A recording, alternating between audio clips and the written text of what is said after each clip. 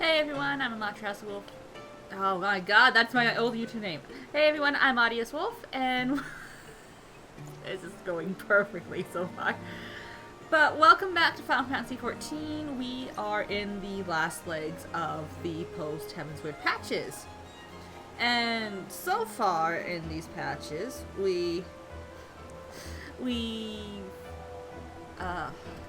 goodness, what have we done? We've done a lot.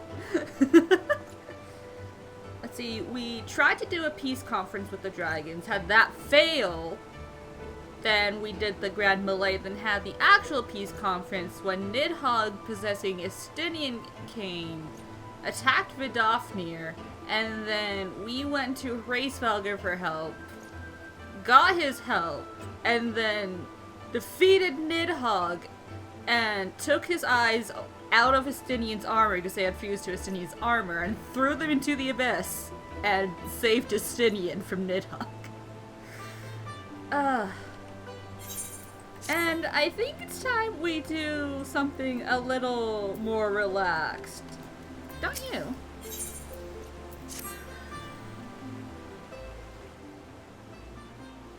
Mistress Oro, you are come at a most excellent time. An invitation from a... What the hell, Midnight? What? My cat's going crazy. An invitation from a truly preeminent personage was delivered to the manor but a short while ago. Would they have been present to receive it? But in any event, Midnight... What the hell, cat?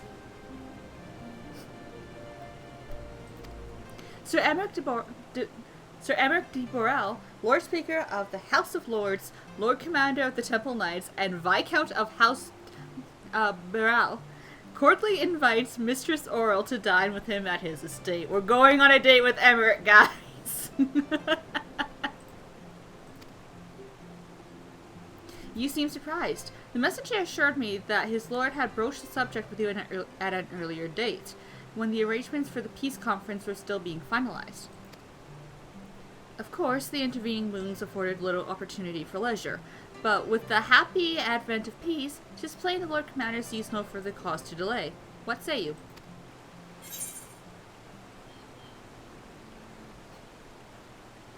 Well, I should be glad to accept. Indeed, who would not? You will forgive me if I seem envious. Ahem. I shall send word of your acceptance to Burrell Manor at once. When you are ready, pray report to the Astrologicum. They will have someone escort you the rest of the way.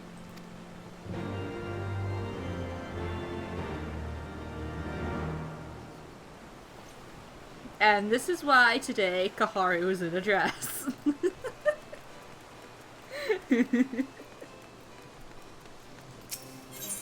Alright, let's just position that straight there to make it easier.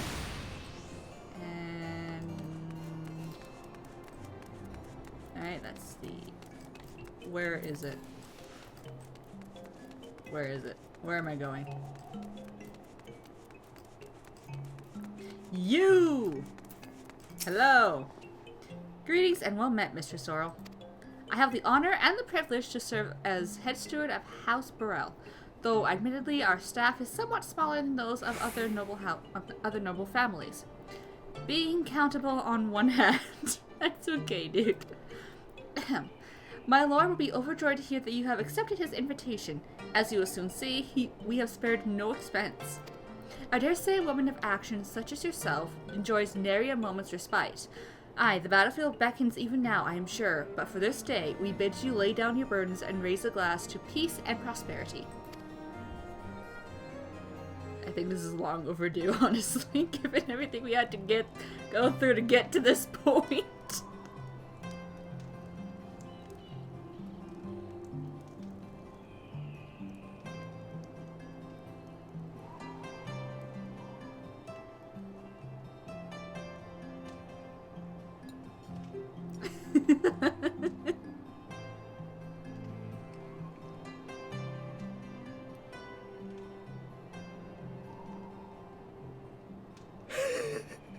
think the Moogles would prove such harsh taskmasters. Forgive me. I did not know you had suffered so in your quest for the horn. Emmerich, please do not get me started on the stupid Moogles. Oh, they were horrible. At least I got to beat them up in the last dungeon, so there's that.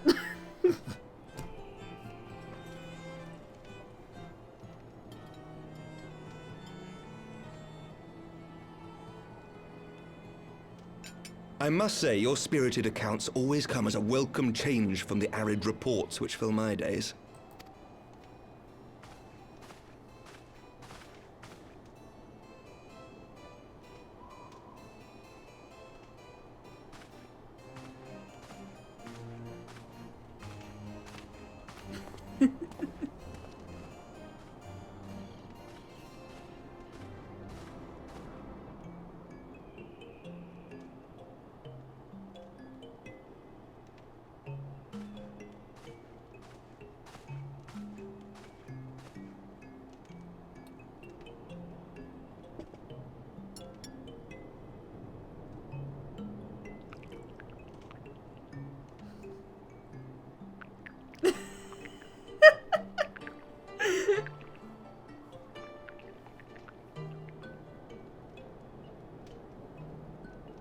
Though I have lived in these lands my entire life, to hear you speak of them, there is much and more I have yet to see.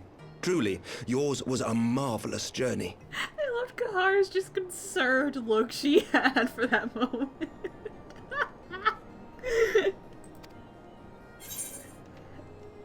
Why not show me on the next one?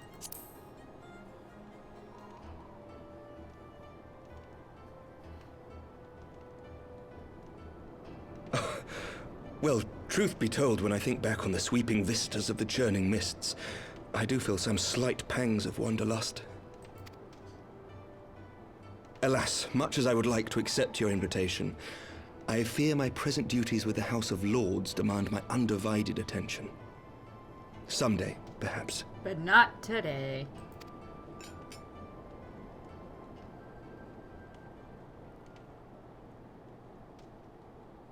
By your deeds, you have helped us to lay the foundation for lasting reform. It took so long to get here, Emmerich. The formation of the Republic is but the beginning. For it is not only our system of governance which must needs change. We, the people, must learn to let go of our hatreds and rise above our bloody past. I only pray that I live long enough to see us achieve some measure of success. That I might know the lost did not die in vain. I can still see you there on the steps of faith, striding fearlessly towards the worm. If you could do that, who are we to balk at the challenges ahead?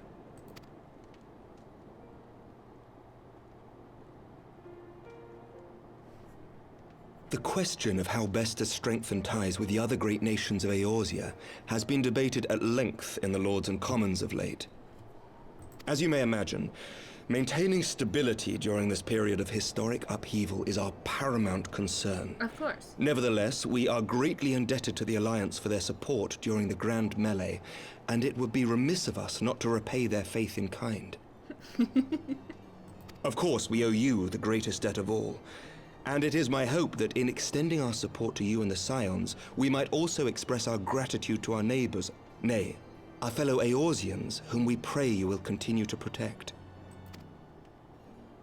The Lords and Commons agree on very little, but not a soul in either house begrudges your order this offer of patronage. For all you have done and will do, we thank you.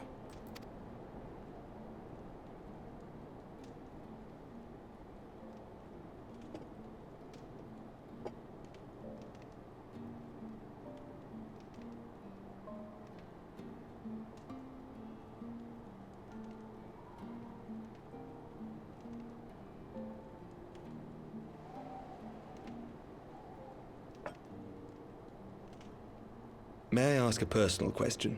Okay. Now that the dust has settled, what will you do? Not as a scion, I mean, but what do you want for yourself? That is a very interesting question. I don't think our characters have actually ever thought about that before.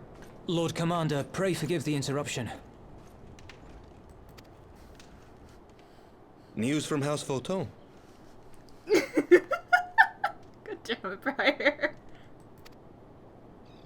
An urgent message for the Warrior of Light. I was instructed to deliver it without delay. Master Thancred returned to the manor a short time ago, bearing an injured maiden. I know who that is. Master Leveilleur and Mistress Tataru are tending to her wounds, but they like not her chances. Respectfully, my lord, they have requested the Warrior of Light's immediate presence.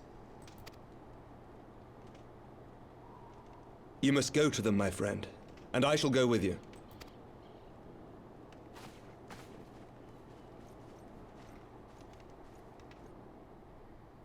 Dramatic Elvis dramatic.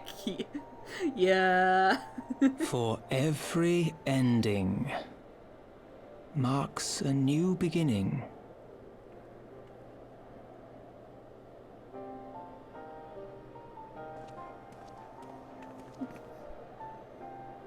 From tragedy and sacrifice, we rise to greet a new dawn. As did she. Wait, who is speaking right now?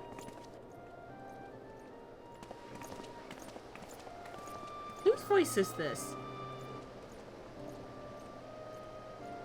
Only to be drawn unto another battlefield, another cause, as if by fate.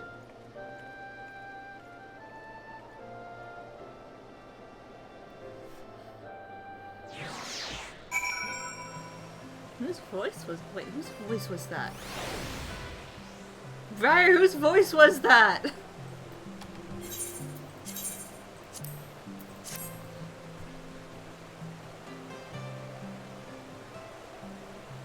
Whose voice was that? I don't know either! Ah!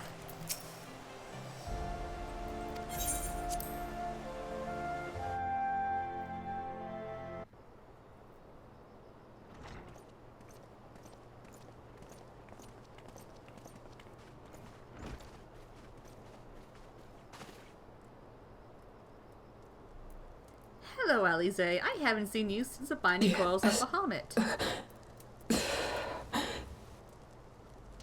Oh, she not Is doing that- good.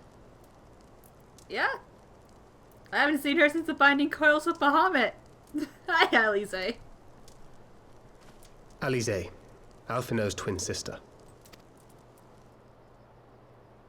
She ran afoul of the Warriors of Darkness. Of course she did. I had been tracking them since the ceremony at Falcon's Nest. Little did I know I was not the only one. Evidently, she had learned of their activities and attempted to shadow them on her own. Poorly. Ah, Alize. I rescued her in the Twelveswood, and together we fled north. But though I made every effort to cover our tracks, they caught up with us on the Ishgardian border. And in the ensuing struggle, Alize took an arrow to the shoulder. Oh, it's It Papa was only Lino. after we had made good our escape that I realized it was poisoned. It's Papa Limo. That makes sense. Okay, okay.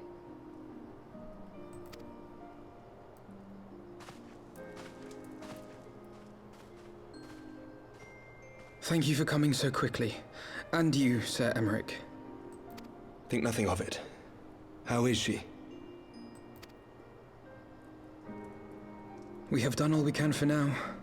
Although the immediate danger has passed, the poison yet lingers in her blood.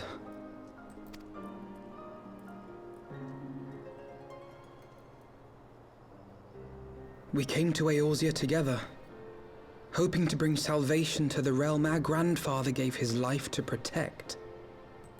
But when confronted with the bitter realities of its politics and its petty powermongers, she was driven to anger and to doubt.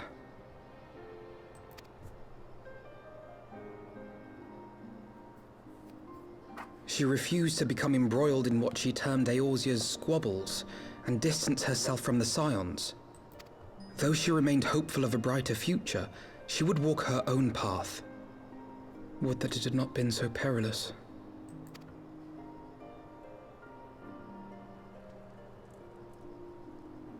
For all our differences, she's as dedicated as any scion to the salvation of Eorzea. But more than that, she is my sister. To be reunited with her, only to lose her forever.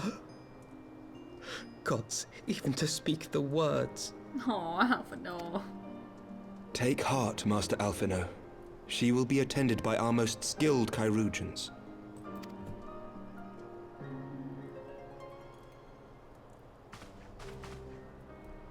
Bear Mistress Leveilleur to the infirmary at once. Apprise Captain Whitecape of the situation, and inform him that she is to be treated as my personal charge.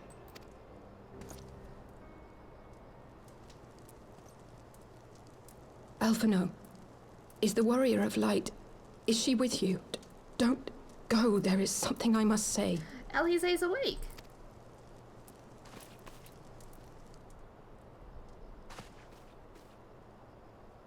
It's okay, Alize, I'm right here.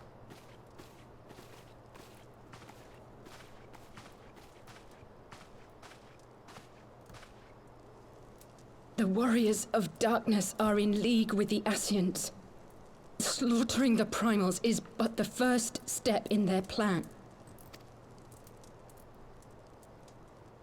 They make for Zelvatol to bring about Garuda's summoning and to kill her.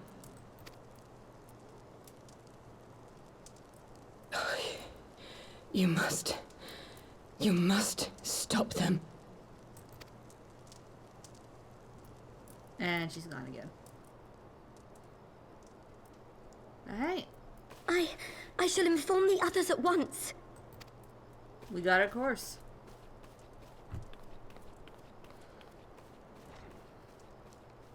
Master Thancred, I would ask that you accompany Mistress Leveilleur to the infirmary. Your knowledge of her injuries may well prove useful in determining her treatment. Of course.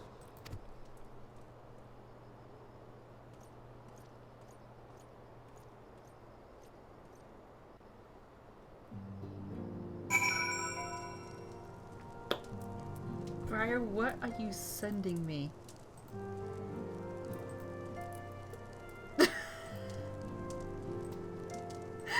Briar, why? Why? Surely they won't let her. Yes, I know. We must trust in Captain Whitecape and his chirurgeons. Did they not bring Extinian back from the very brink of death? I am uncomfortably reminded of how he mocked me for praying at his bedside for days on end.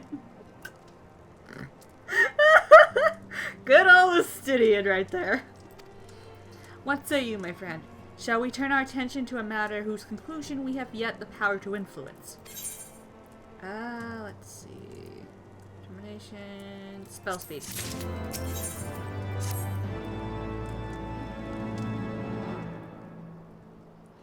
So the Warriors of Darkness and the Ascians are conspiring to bring about Garuda's summoning, that they put her to the sword. Then when we first encountered them in Lost Ostnath, when they were confronting Ravana, gods, has this been their aim all along? What do you intend to do, Master Alphino? There is much and more I do not understand, but I know this: a primal summoning cannot be ignored. Alize risked her life to uncover this plot, and we squander her gift at our peril. Kaharu, will you accompany me to Zelfatol and help me stop the Ixos ritual? Do you really have to ask, Alphino? This is kind of what I do on a daily basis. Given that Ishgard shares a border with the Ixali homeland, we have a vested interest in the outcome of this ritual. We have been willing to suffer the Beastmen's intrusions into Girthan lands to a point, but the summoning of a primal is an escalation we cannot abide.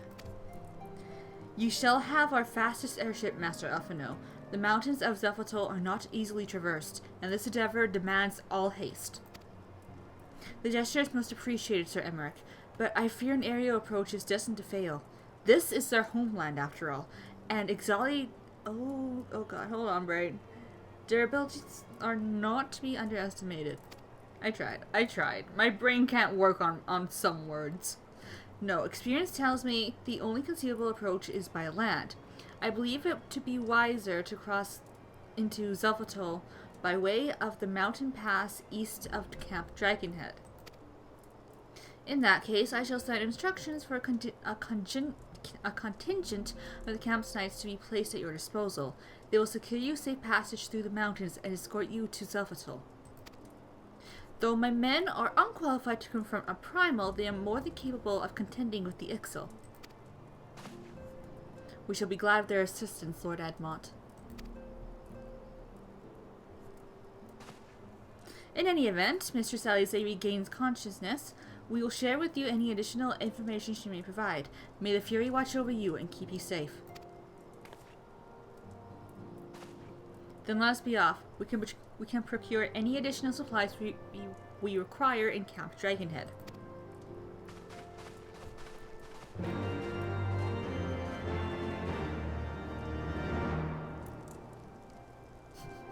Why are you sending me these things?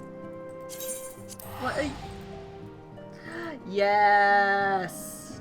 Yeah, that's who we're about to see. That is very much who we're about to see.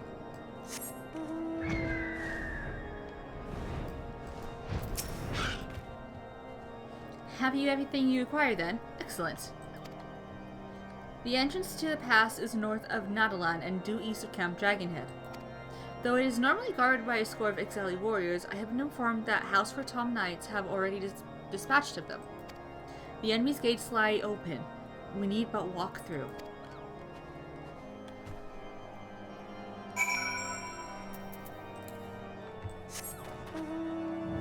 Whoop.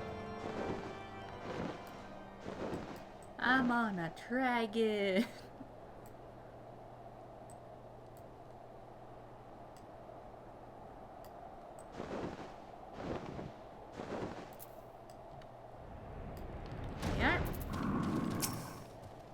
Mistress Orr, Master Alphino, as you can see, the gate is ours. Be advised that our scouts are reporting increased activity around the first mountain. Simply put, they are up to something, and we don't want anyone interfering. We stand ready to escort you to Zelvatol and aid you as you see fit. Given the numbers we like to encounter, a two-pronged approach may be best. While the knights and I feign a larger attack to draw the Ixal's attention, I suggest you and yours attempt to slip past their defenses and locate the site of the summoning ritual. If the gods are good, you should only have to deal with some few patrols, but if they are not, you may be forced to do battle with the warriors of darkness. That's okay. I've killed so many primals before. I've killed a dragon twice. I've killed a lot of dragons. I think I can handle Zelvatol. There it is. Yep. Of course the wait time's going to be 12 minutes. What are you sending me?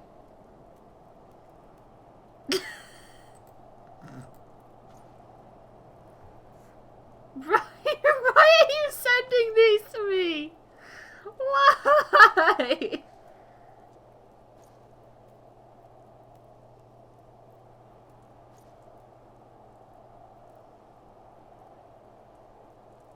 I like how there's just a random Godbert Mandrill thrown in there.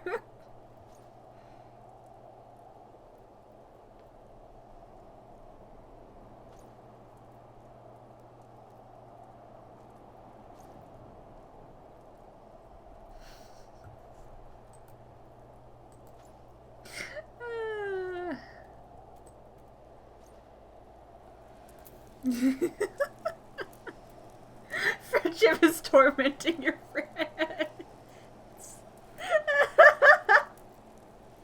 Do I need to start sending you more Xenos pics again?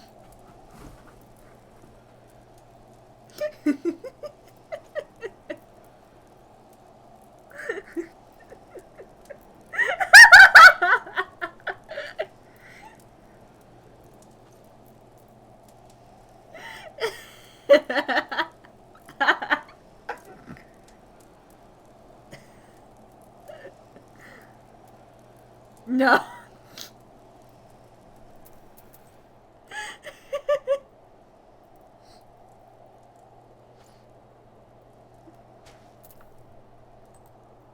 I think I had to think about that for a moment.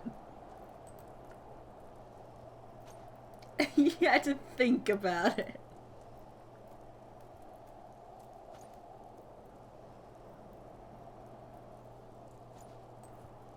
Too bad you're getting one anyway.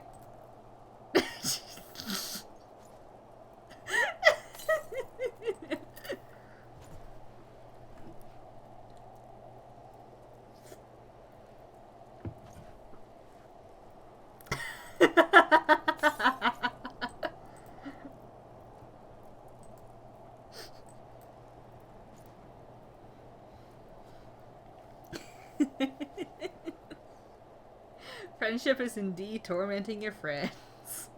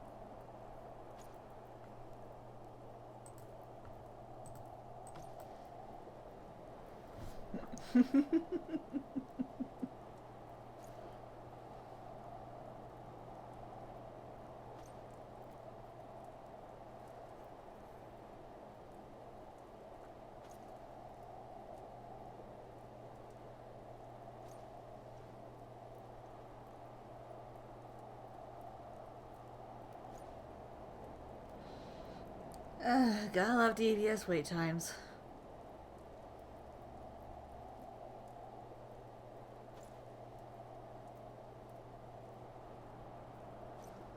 Yep. This is the second last dungeon in post Heavensward though, so we're almost in Stormblood. We're almost in Stormblood.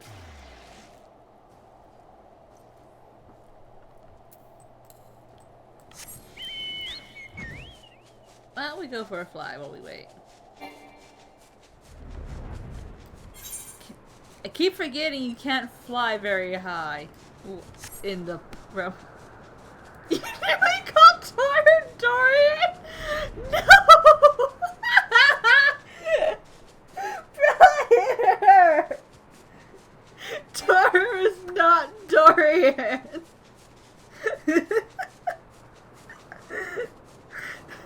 Briar, no!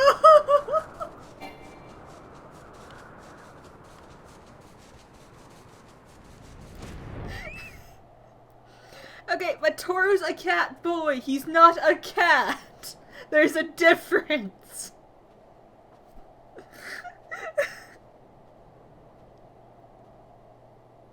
There is a difference, Briar.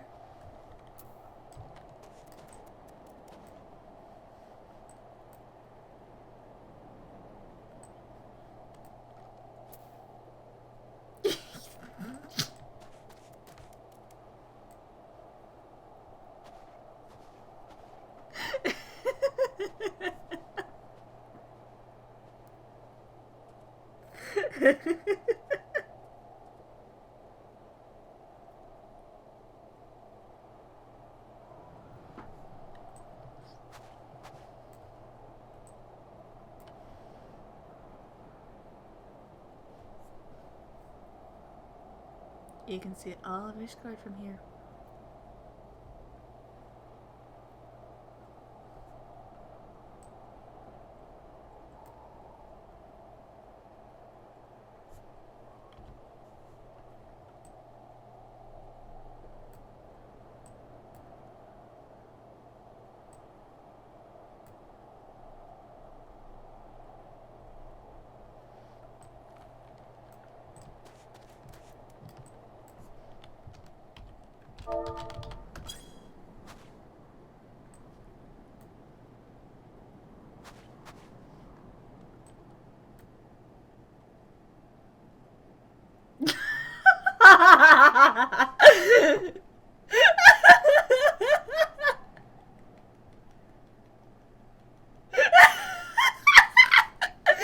Hi, Tor. How you doing?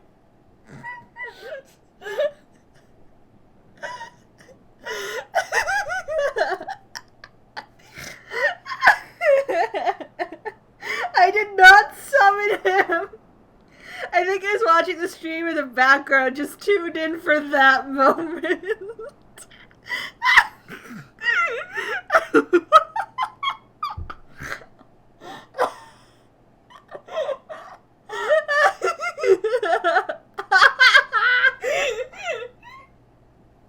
Oh my god. Oh, that is amazing.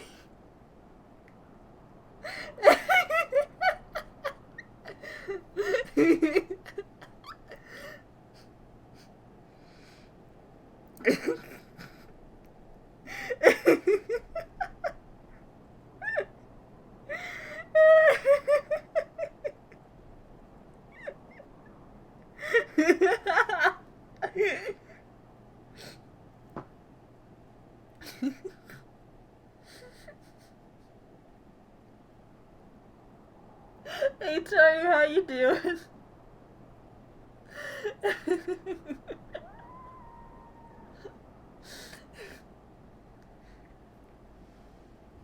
You absolutely tuned back in at just the right moment. That is amazing.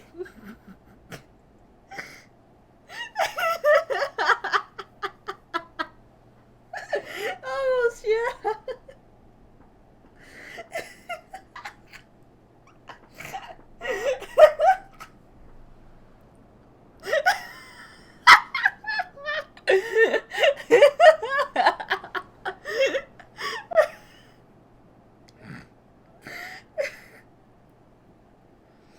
Oh, I feel bad for anyone who watches this on YouTube because you won't get the chat feedback.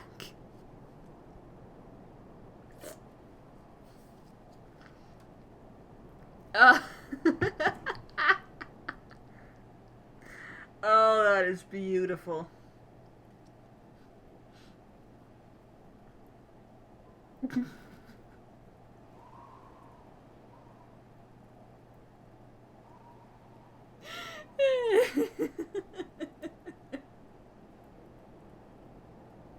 Yeah, no, I did not summon him.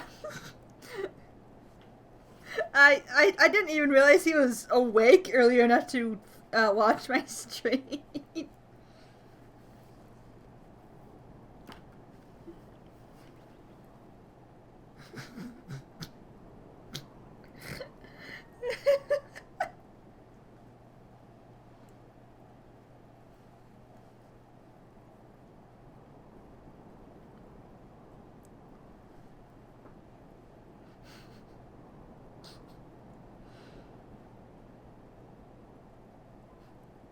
Okay, so aside from Prior almost accidentally calling you Dorian Toru, how are you?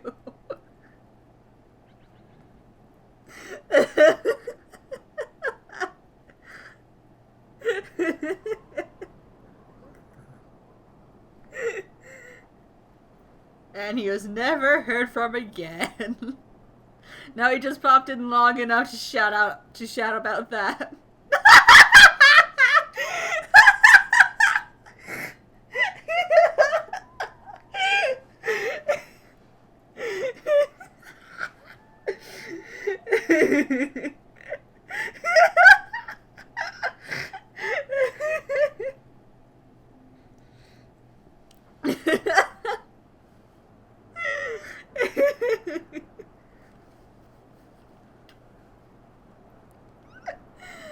Oh my god.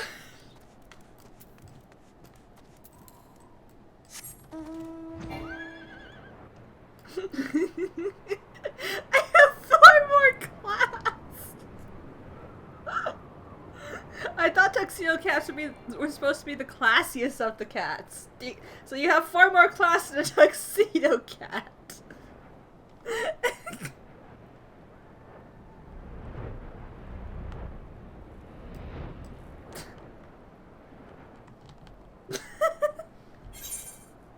I mean, that's fair. That's fair.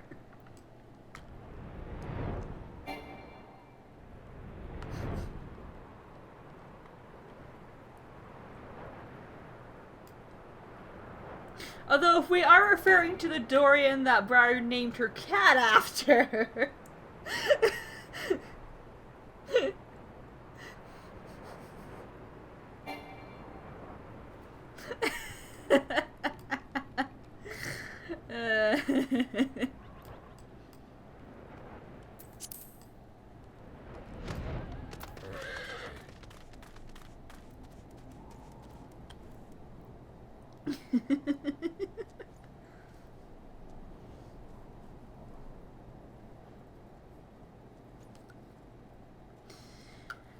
Briar named her cat after Dorian from Dragon Age Inquisition. And if you know Dorian from Dragon Age Inquisition, he is very classy, very, very sassy.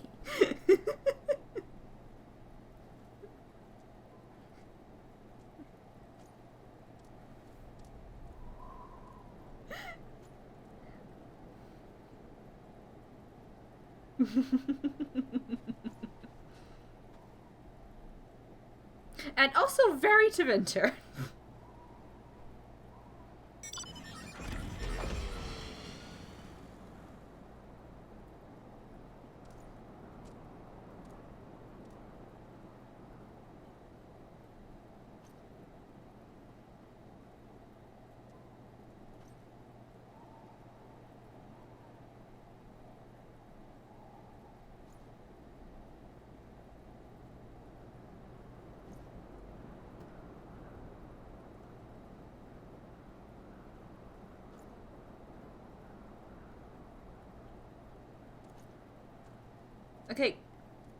Okay, game. Duty Finder. You told me it was 12 minutes. It's now been 14 minutes. Thank you.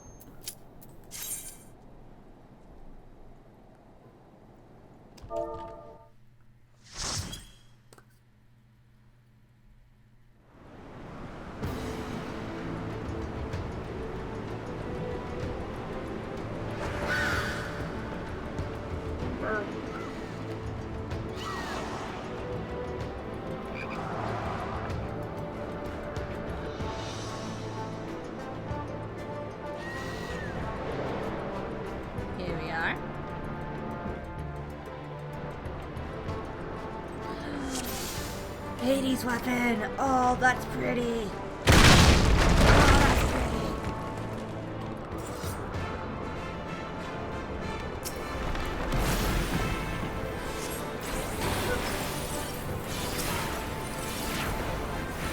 Oh, okay. Tank's still going. Oh. Okay, this is what we're doing. We're just gonna keep going.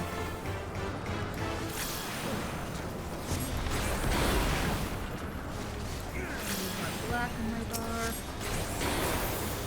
A little bit more. Yep. Yep.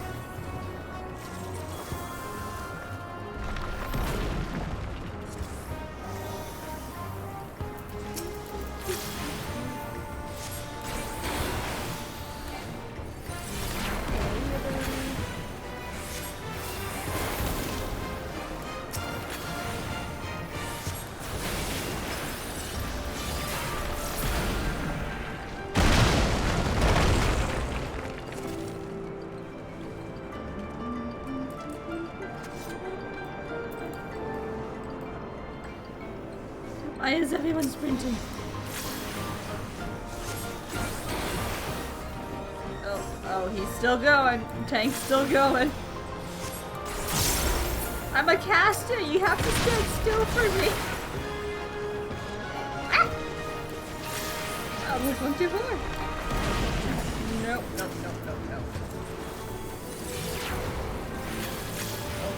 it's not hard casting arrow, please. Nope. Stop it. It's just rude.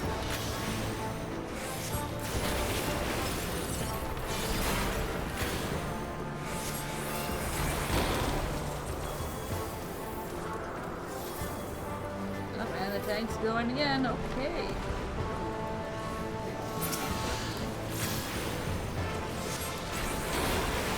Come on. No, get out of the AoE.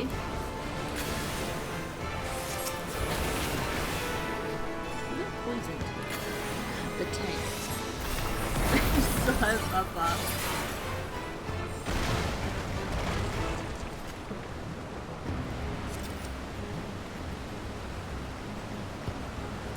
Alright. Oh, I almost have to max. Come on. No, not hard cast for the buff. Let's do this now.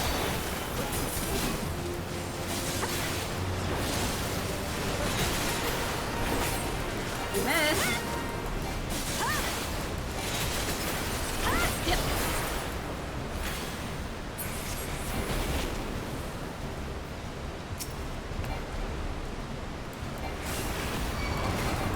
Ads.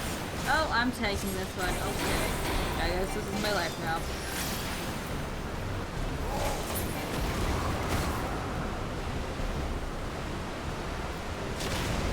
Got it.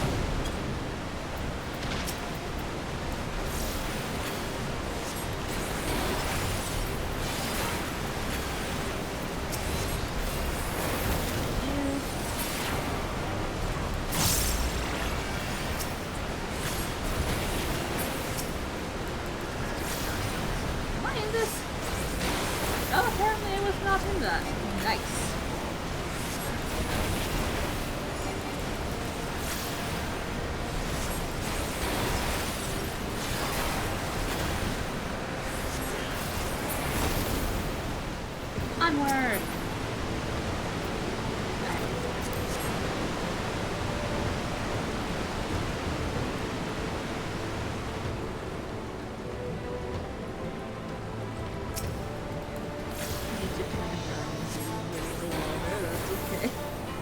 It's okay, Ninja. We all have our days.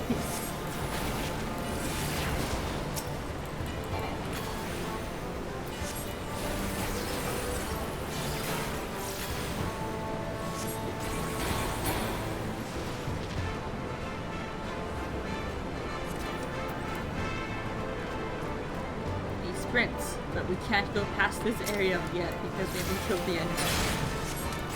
That was kind of a waste of a sprint. Oh well. Goo-boo!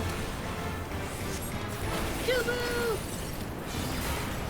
No! I don't want to be in there. Thank you. Thank you, but no.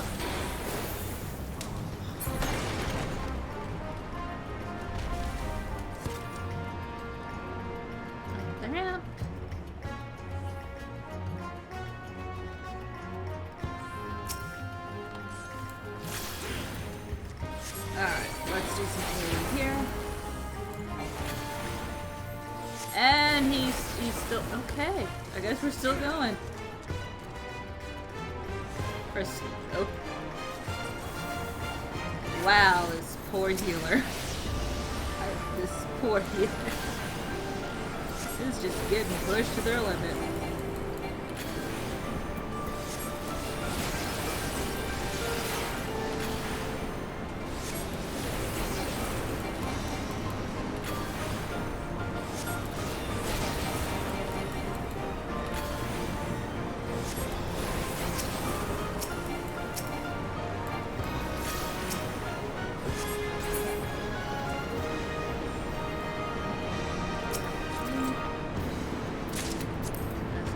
I can't use that.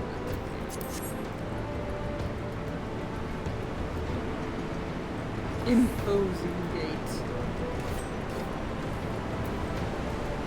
Pass. Let's go. I already got it. Don't worry about it.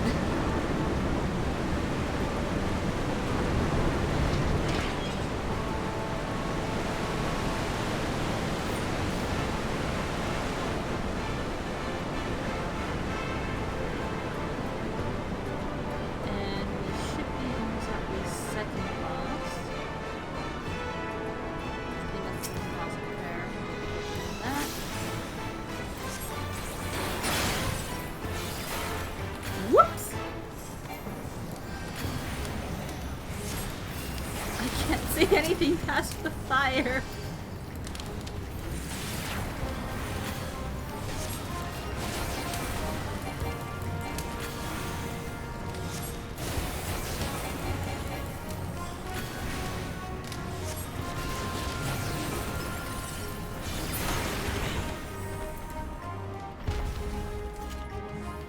Yeah, I'm sprinting now. What you gonna do about it, tank?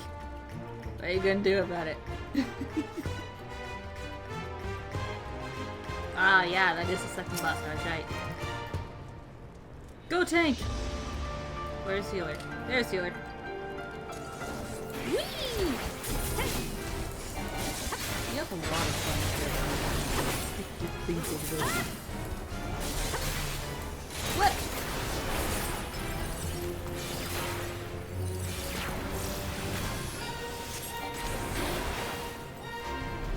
Let's get everyone involved. This. Ow. Rude.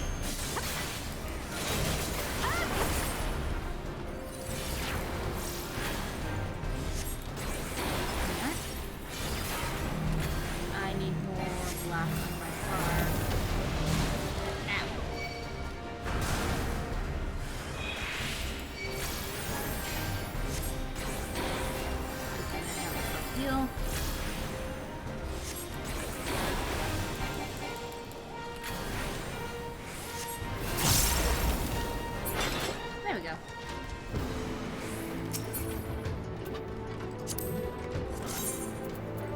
That is a very dumb looking hat.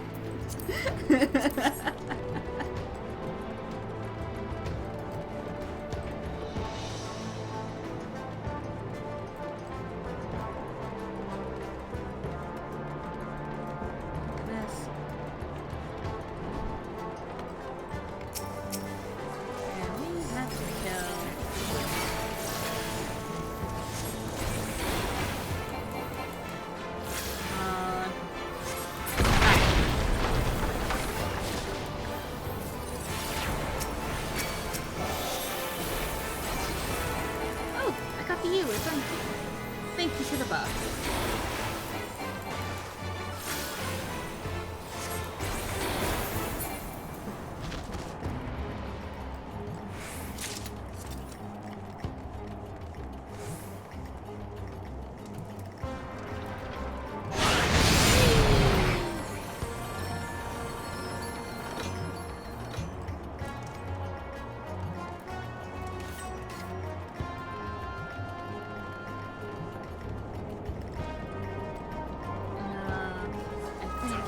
Yeah, it's this warping that's coming first.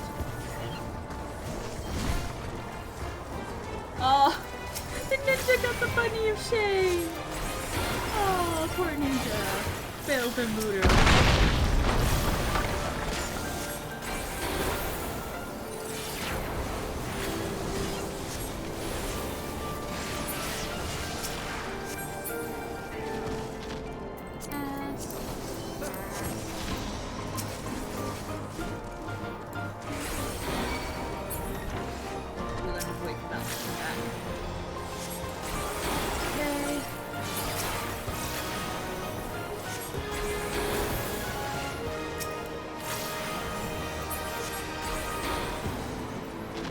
Come back, War Balloon! We must beat you up some more.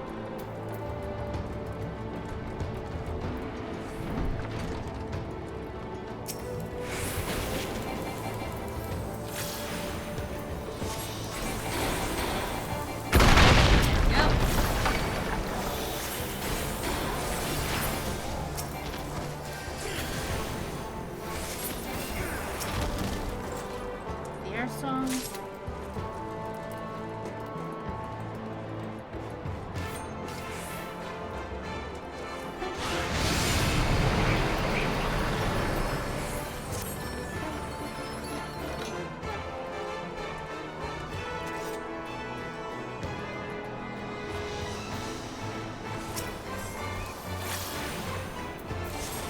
pretty sure my grave will not mark this spot, okay?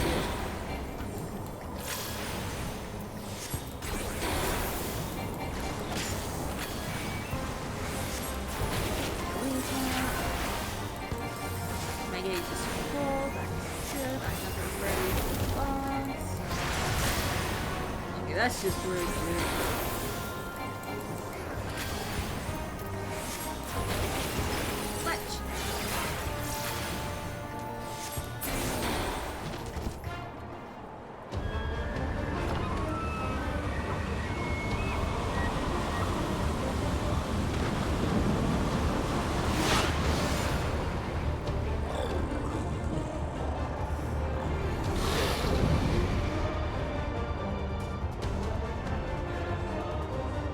Aw, they waited for me.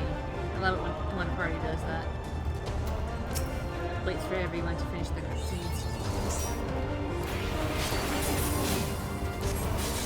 Rolling.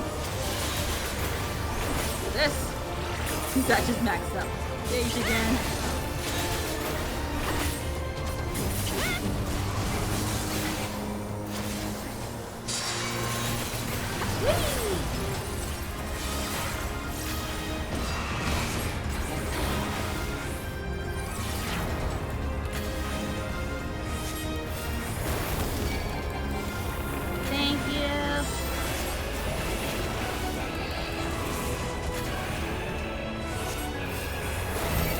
I would like friends. Friends. Thank you.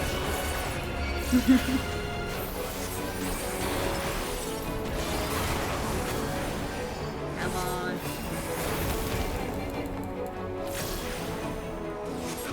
Here we go. This is a very unique battle, in which so far this is the only battle where they periodically summon their primal to help fight.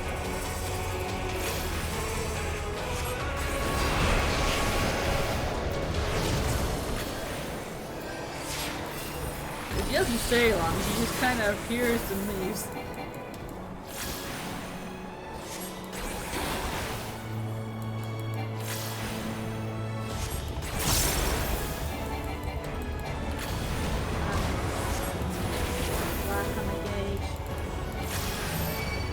I would like friends again. Why is it always me with the stacker? Thank you.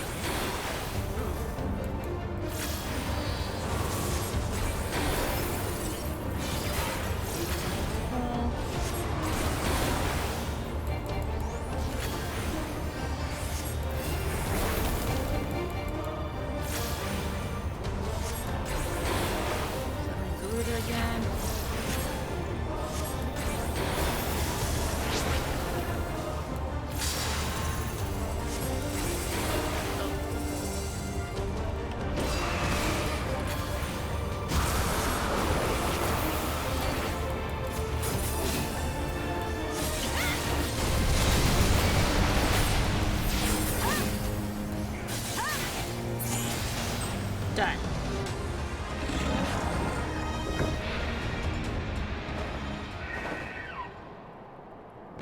Okay, bye.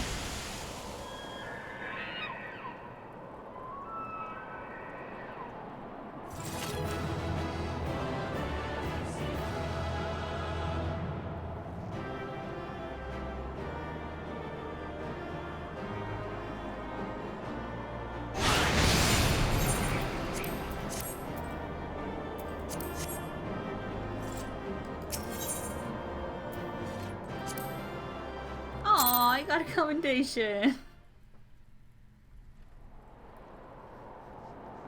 Hey, Alphino, how you doing? Thank the gods. What happened? Oh, I had to fight through some things, and then they summoned Garuda a couple times. You know, the usual. So they were unable to see the ritual to its completion. Then Garuda is no longer a threat, and whatever the Asians and the Warriors of Darkness were planning has come to naught. But we should not tarry. The knights have secured our path to safety. Nice. Well, well. What do we have here? You'd better not have killed the primal without us. Excuse you, I will do what I want.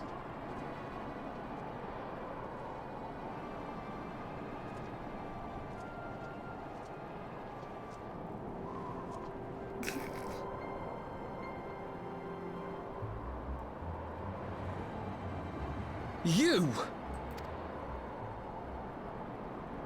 Wait, I know you. Still walking, I see. I could have sworn my aim was true. Just what is your game? Leading us the long way so these fools could step in and claim our prize? No. Let's not make hasty accusations. By the look of things, the ritual was proceeding as planned. We arrived at the appointed hour. It was they who erred. It is hopeless. We cannot face them all. I mean, we could if I still had the party with me. Do mine ears deceive? A boy! So that's the way of it. Twins! You had me worried for a moment there.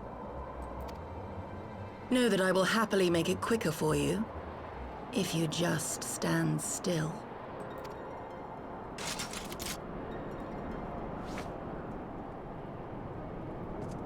Enough, Jarumul. We wouldn't want to upset the man in white with any unnecessary bloodshed now, would we?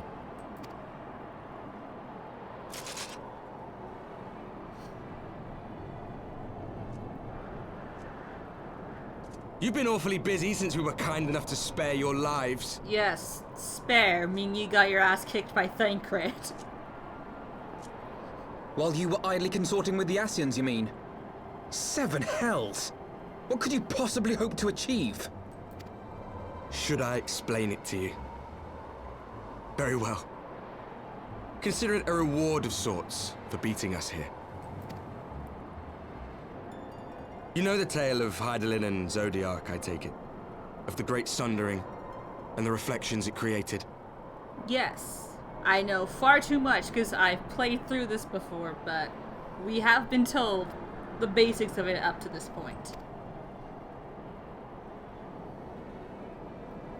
Across 10 and 3 they were divided. Reflections of the source, each possessed of shards of light and dark. Just so. One of those reflections, the one nearest to the source, is our home. And we were the heroes blessed with her light.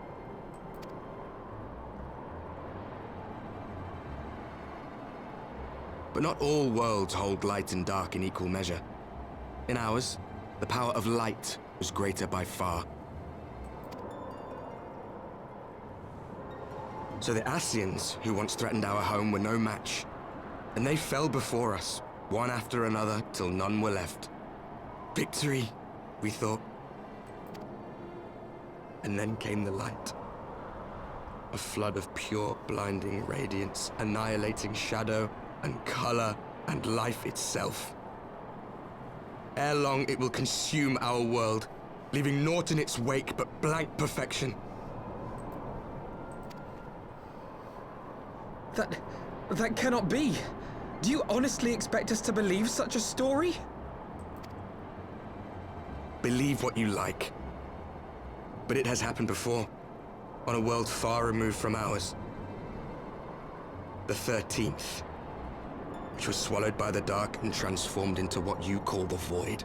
And we have actually been momentarily to the Void during the Crystal Tower raids. It's, not pretty. Unchallenged light would condemn us to a similar fate.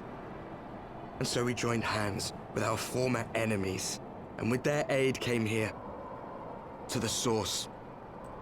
For there is but one way to restore the balance and save our home. The Ardor. Calamitous destruction with the power to break down the barriers between planes and see our worlds rejoined.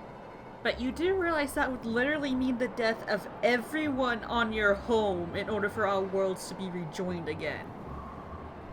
Do you not realize this? You would doom our world to save your own? What would even become of us? Of you? Enough. I tire of talking.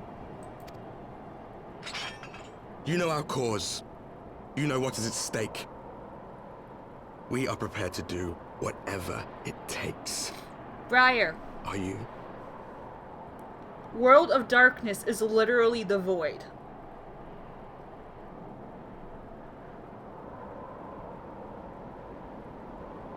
The Void Arc series, you don't go into the void. Things come out of the void to you.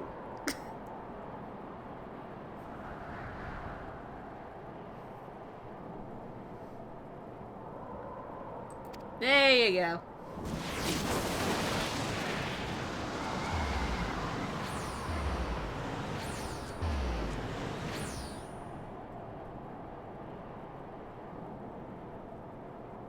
If there is aught you would say, say it. Otherwise, begone. You have no friends here.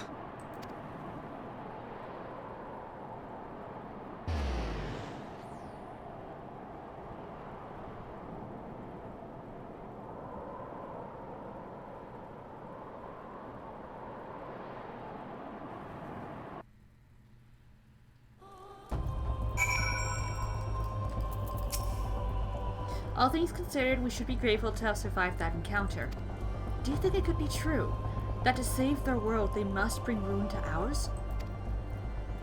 No, it matters not. Such wanton destruction is beyond justification. Whatever the reasons, they must be stopped. The sacrifice, the loss, it ends here. Attaboy, Alf. Ooh, orchestrating scroll. I will take this. Oh, I forgot to eat during that entire... Oh, that's okay. Forgive me, this is neither the time nor the place for idle introspection. The knights can appraise Lord Edmond of our success, and we the Lord Commander. More importantly, I should like to see if my sister's condition has improved. You may take a moment for yourself if you wish. I will be at the congregation.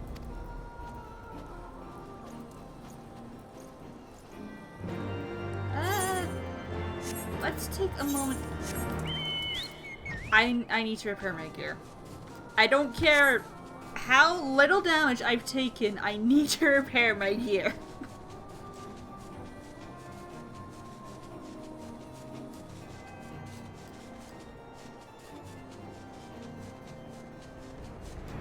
Mender, repair my gear, please. Thank you. Alright, now let's teleport back to Ishgard. And I don't have to Ethernet, I could just literally run there. It's right there. It's literally right over here. Come, tiny Emmerich, we away!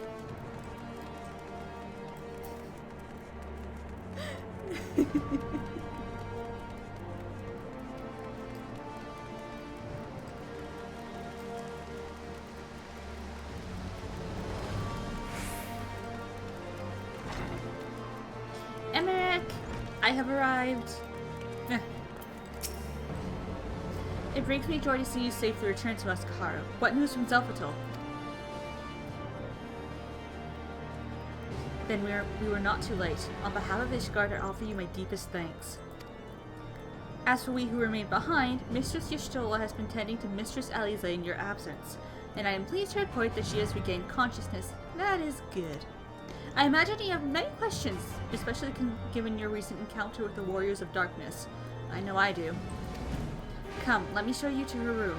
Do not worry, her condition is much improved. She is a resilient one, much like her brother. Alize!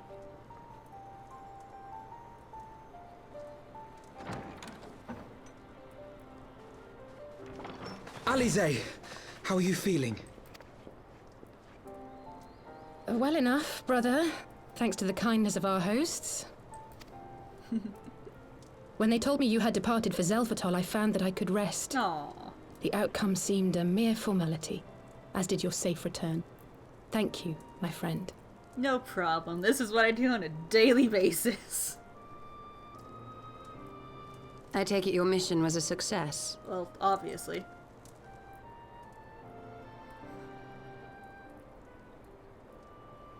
If it wasn't, I would not be standing here. As if we needed any further confirmation that they are in league with the Ascians. But to save another world? I think not. I too thought his story fanciful at first. But it is possible there may be a kernel of truth in all of this. At the very least, none of his claims contradict the word's account. You were following these people, Alice. Why? Yes, Alice, why were you following them? During my travels, I had oft enjoyed tales of the Scions and their exploits. But after a time, I began to hear whispers of a gifted and theretofore unknown band of adventurers.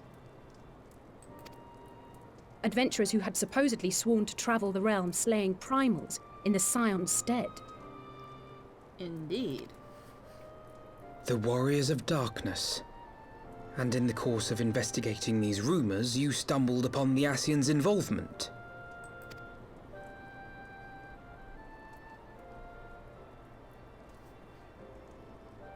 Yes, exactly.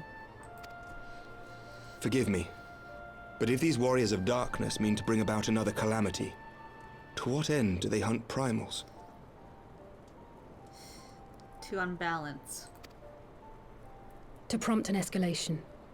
To deepen the beast tribe's feelings of helplessness and despair, and thereby drive them to summon ever more powerful gods.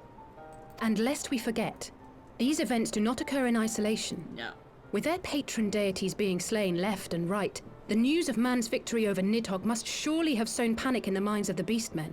'Tis no wonder they wish to defend themselves. Yeah.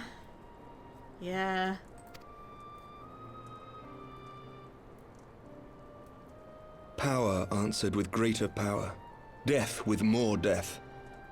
A vicious cycle fueled by fear and hatred. I know it's like all too well. Indeed. The Ascians sow discord and desperation, and the Warriors of Darkness reap the harvest. And so it continues. Yet that is not the extent of their ambitions. The Ascian himself observed that once the powerless realize that the old gods have failed them, they will have little recourse but to look to a new one. And who would this new god be? We cannot let that happen. Oh, wait, Zodiac. It should come as no surprise, but Alice and I have uncovered evidence that the Ascians have been manipulating certain parties to ensure that a constant stream of crystals flows into the hands of the beast tribes.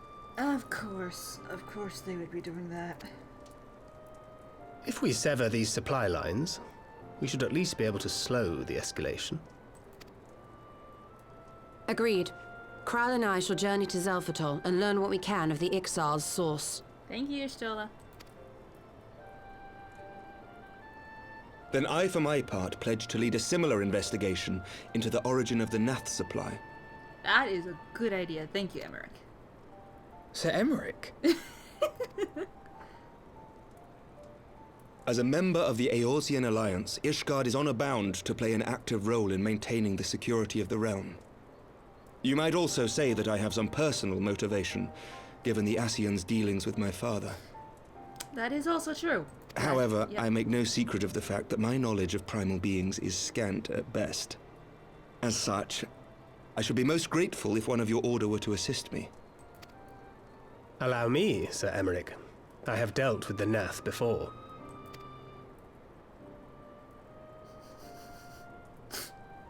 We know you have, Thancred.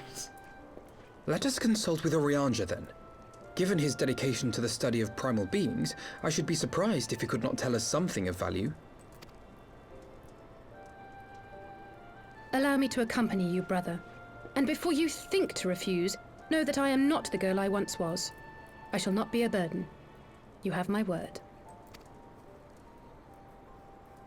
But Alice, you... You know better than to argue with her, Alphino. You are more than welcome. After all, it was you who set us upon this path. Good boy. Wait a minute. I'm afraid I can't allow you to leave just yet. Not until you try on the new outfit I prepared for you. Freaking Tataru. Tataru and her outfits.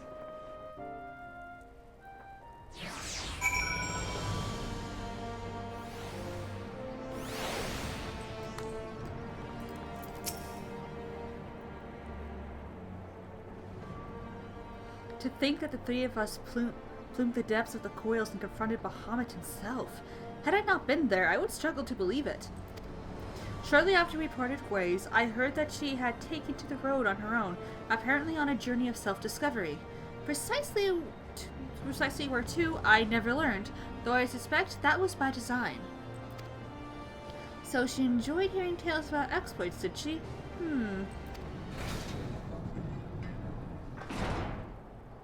My apologies for keeping you waiting. Ah, there's your new outfit.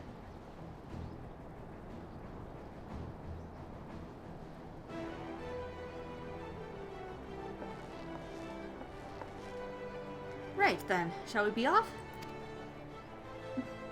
Tataru never ceases to impress, though for a moment I feared she might furnish you with an identical outfit. Praise the 12, she did not. Mother and father were rather too fond of making us wear matching clothes. Do you remember that time at the study and when that girl of yours crept up behind me in the hall and whispered, "Sister, please, she was not my... Ahem. Can we not have this conversation in front of the Warrior of Light?" Ah, poor Alphino. So be it. Another time, perhaps.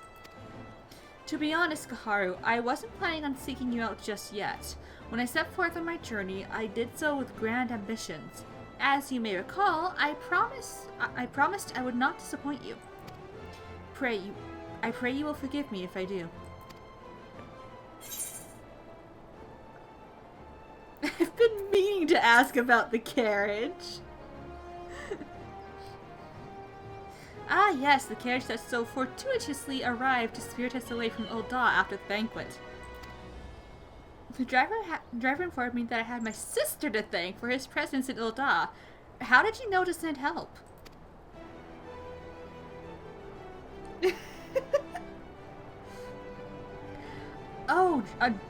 Drunken brass blades are even less discreet than sober ones. Unfortunately, by the time I learned of the plot, it was too late to do anything more. Frankly, I'm still amazed Bremont managed to find you.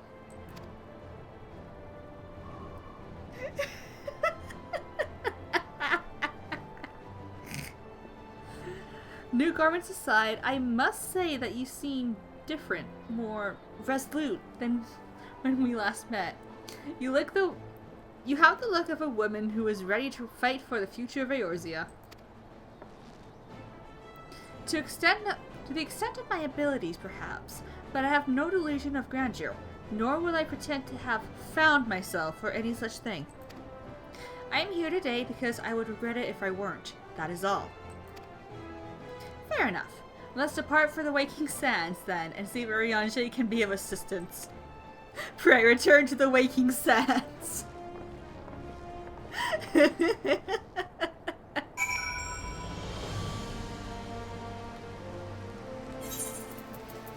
is it? There it is.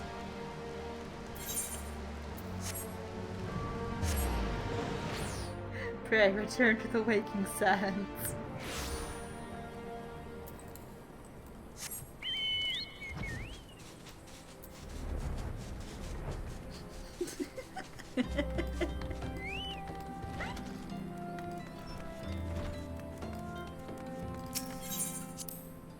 Oh, it's been a while since we were here.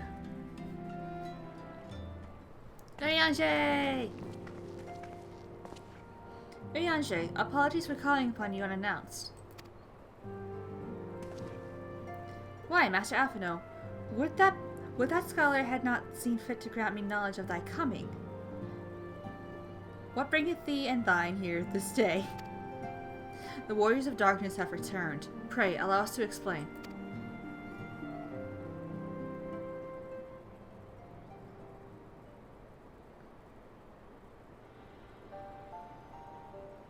I too have heard tales in recent days of primal beings rising up only to be cast down by forces unknown. Alas, as thou didst observe, this serveth but to spur the beast tribes to pursue their goals with redoubled fervor.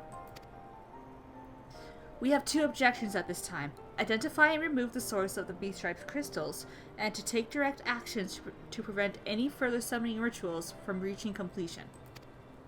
The second is easier said than done, of course. While we were fortunate enough to learn of the Exiles' plans before they came to fruition, I should be surprised if the Warriors of Darkness and the Ascians did not have similar designs, elsewhere of which we have no knowledge.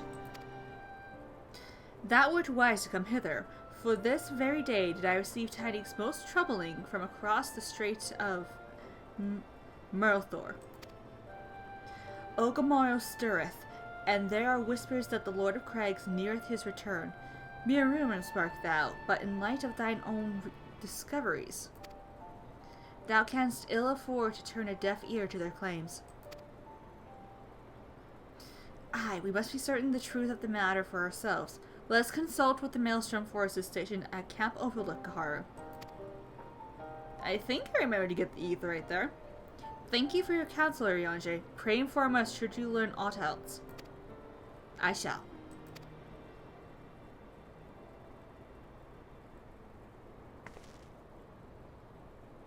If I may, brother, Urianger, is there anything else you would like to say?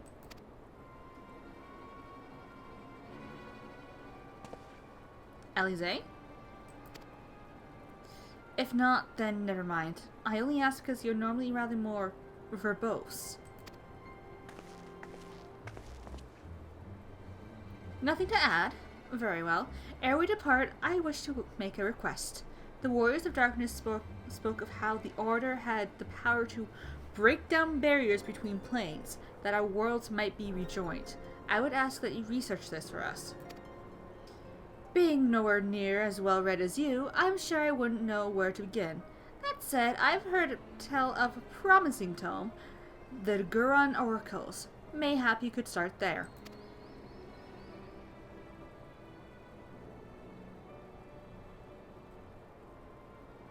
By thy leave.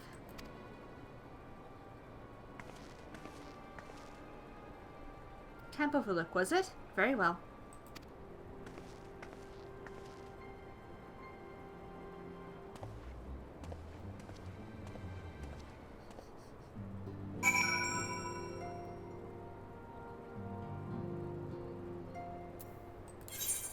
Alright. There it is.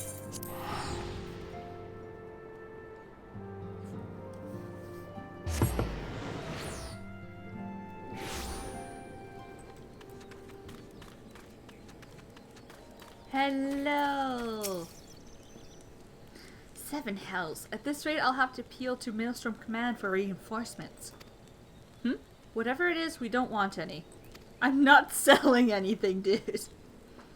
Well, fancy that. Just when my cobalt problems look like coming to a head, the signs of the 7th Dawn turn up, itching to pitch in. Bloody brilliant timing is what it is. Right then, let's get to it. So, our friendly neighbors in Ogomoro have got much more aggressive of late, just as you said. Matter of fact, our scouts spotted one sniffing about the stores just now, likely looking to make off with an armful of crystals. I'll be damned if I'm about to let that happen. Lend a hand and help us search the camp for the little bugger, would you? Oh, I know what this part is. I thought this didn't happen until post Stormblood. No! Oh, I'm gonna be very sad. Our Maelstrom friends seem noticeably more agitated than when we first arrived. Do you happen to know why that might be? A kobold in the camp, you say?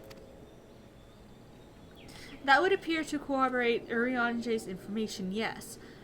But to be so reckless as to infiltrate a Maelstrom camp and draw attention to their efforts is passing strange. Well, there will be time to think on this later. For the present, we must do everything in our power to prevent Titan summoning. And that means finding and questioning this kobold. Oh, I'm gonna be very sad by the end of this. Oh. Alright, little one, where are you? Little one. Let's see.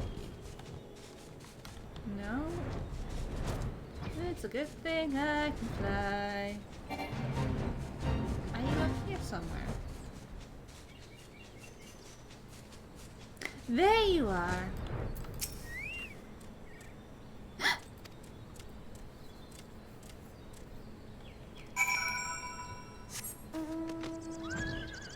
It's okay, I'm not gonna hurt you.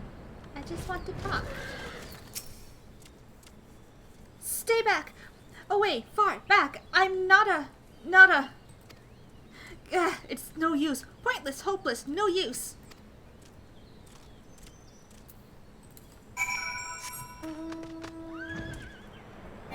Alright.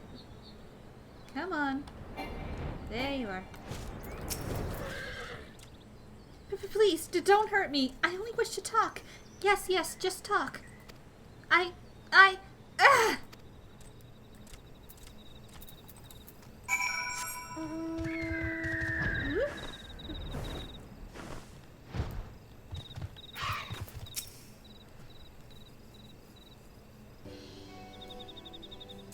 This was a stupid plan. Stupid.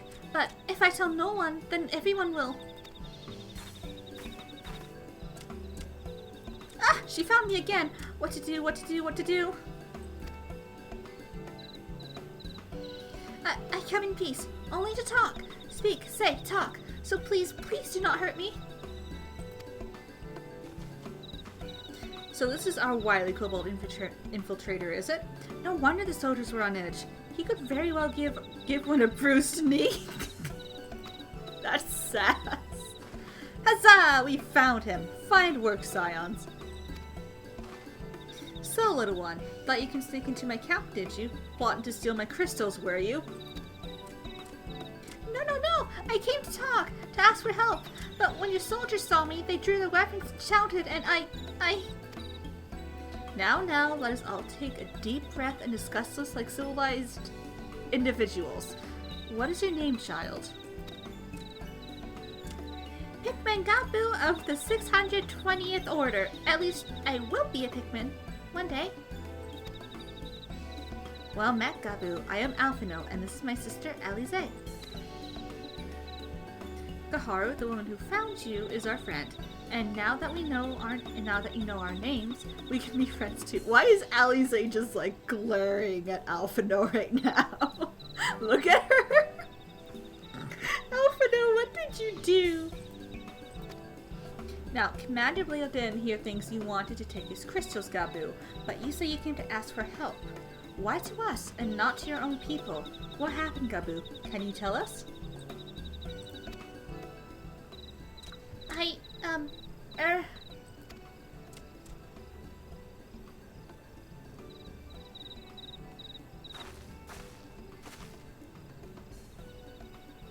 No one is going to hurt you, alright? Not while we're here, I promise.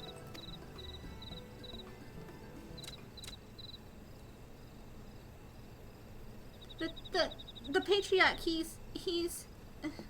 The Patriarch is going to summon the Great Father again, and you have to stop him! Beat him, fight him, stop him!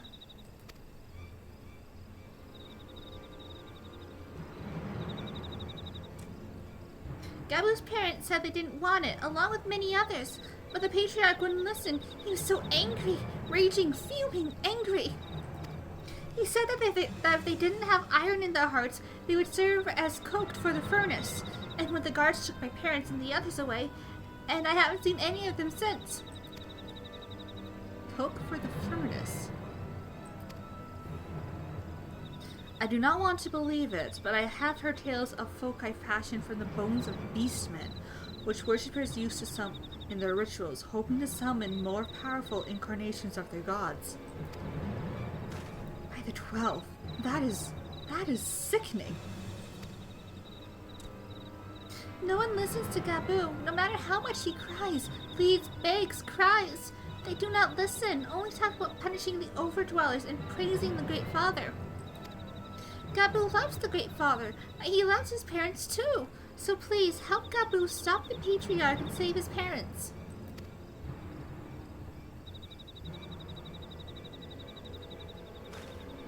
Commander, advise Maelstrom Command that Titan summoning is imminent. Should the worst come to the worst, we will require their support.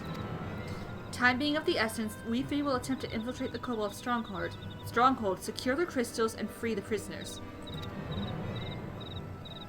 Well, if you're sure, you'll forgive me if I don't seem optimistic. We'll make ready, just in case.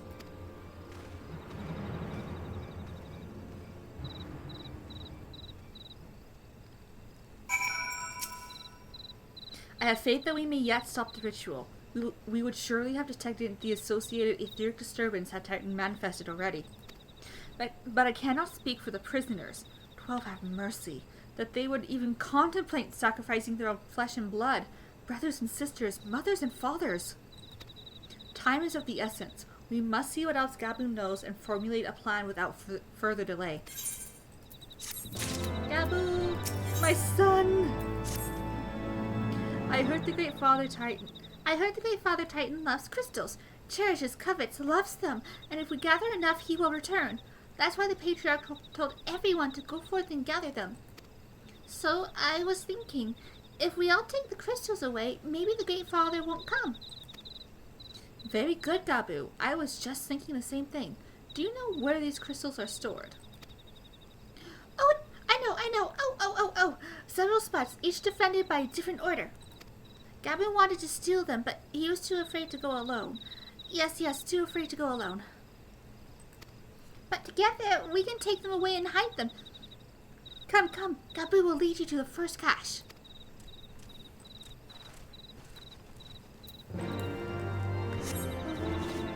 And I can fly, which makes it so much easier.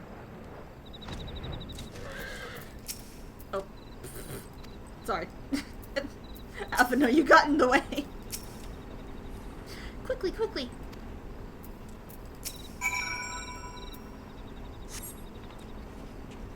Do you have them all? Good. Lead on, Gabu. This way.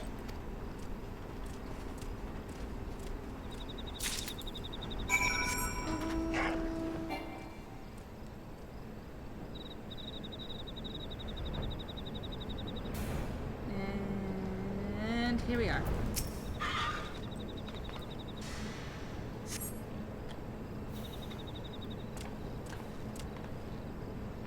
Time is short. If you have the crystals, we should move on to the next cache.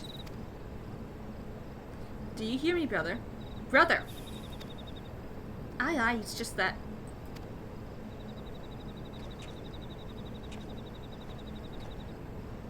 I am quite certain that crate once bore Ishgardian seals. Someone took great pains to remove all traces, but enough remains to make out the pattern. See for yourself.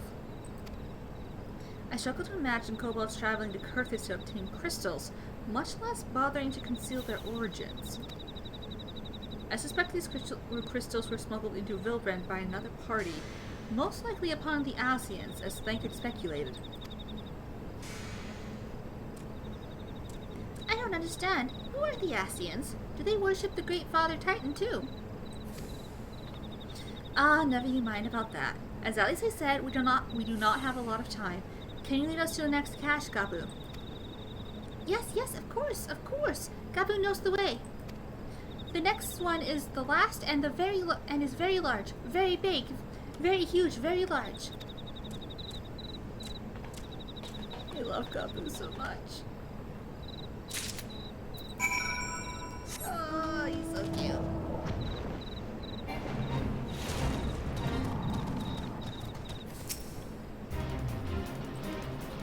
I don't care about the fate game.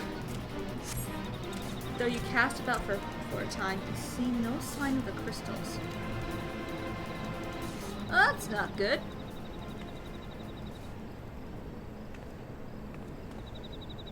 Confound it. What about you, Kaharu? Any luck? Nothing. But this cannot be. Gabu saw them. Spotted, saw.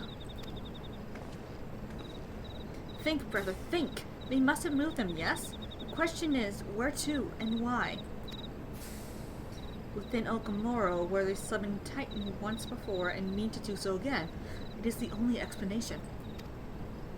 What about Mother and Father and the others? We have to help them. And we will, Gabu. We will. Stay calm. We still have time. They have yet to call for the remaining crates, yes? If they had, then they would have found the other caches empty and sounded the alarm. Nevertheless, I believe the time for stealth has passed. We must breach the navel and seize the remaining crystals.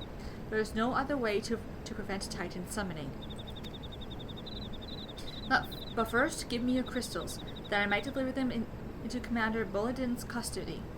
We dare not take them to the bowels of the mountain. That is actually a good idea, Alphino.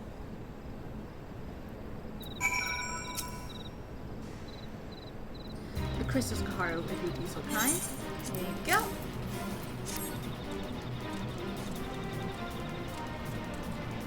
Thank you. I shall deliver them to Count Overlook for safekeeping and brief Commander Bulladin of the situation. Pray go on ahead. As I recall, there's an aetheryte within Ogamoro mine that should deliver you to the navel. Gabu doubtless knows the way. Wait for me there. I shall rejoin you anon. Strange. I would have thought you eager to remain in the thick of the action. But if this is what you would prefer, then Godspeed, brother. This way, this way! I still don't care about the Fate game.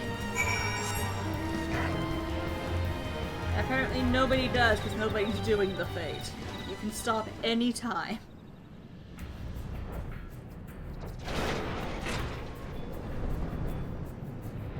Alright, now let's see if I actually remember the way to the... Oh, I am going the right way. Yay! Through here. Nope, that's a dead end. Here we go.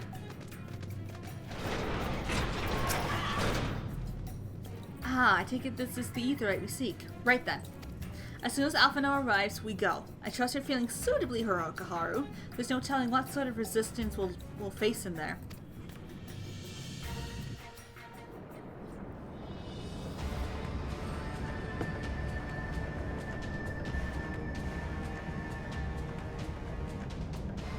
Quickly, you clod!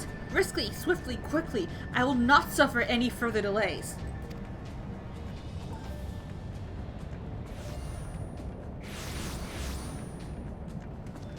Lay down your arms and surrender. We have your crystals. There will be no summoning this day.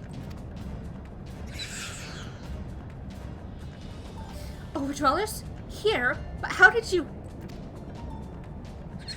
Where are my parents, Patriarch? Where are they?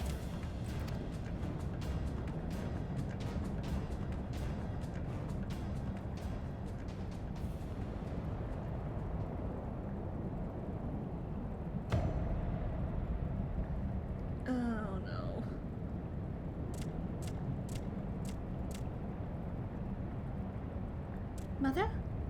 Father? Coke for the furnace? You monster! How could you?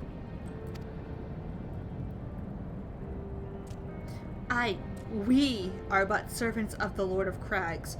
We are his, that he may drink of our blood and partake of our flesh, that he may draw upon the strength of his children and defend them from the tyranny of the Overdwellers. No, Elise, not yet.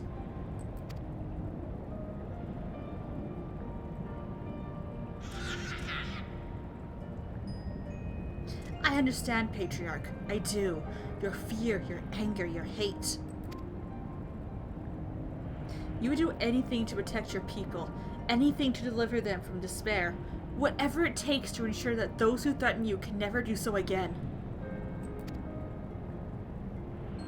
But in your single-minded pursuit of this objective, you have brought suffering to your own kith and kin. You have sacrificed the lives of the very people you sought to protect. But it need not be this way, Patriarch. Renounce this bloody course. Cease your attempts to summon your god and work with us together to build a lasting peace. I'm Another piece to be abandoned at the Overlord's convenience. Oathbreakers, all of you! Liars, betrayers, oathbreakers! You take and you take and you take, and when you have had your fill, you sue for peace.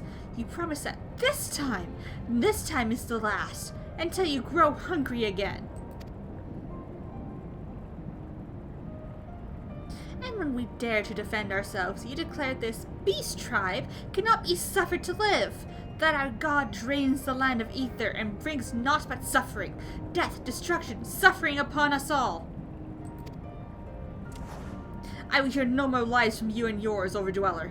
You've ruined your own lands. You'll not ruin ours.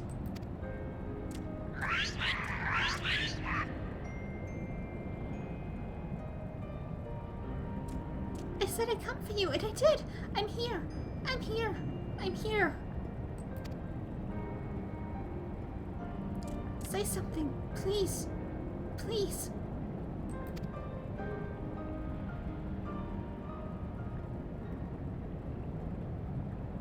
Please!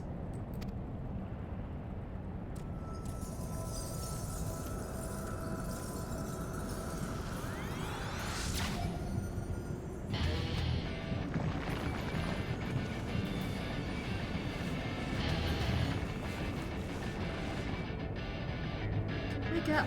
Wake up! Wake up! Wake up! Wake up! Wake up! Wake up! Wake up!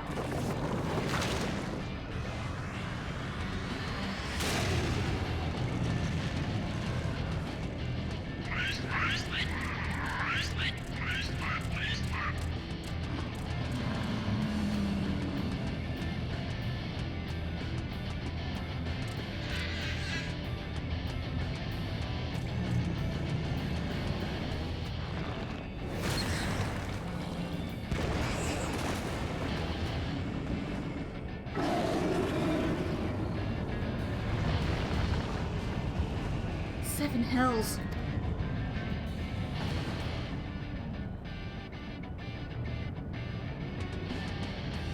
I'm here. I'm here. I'm here.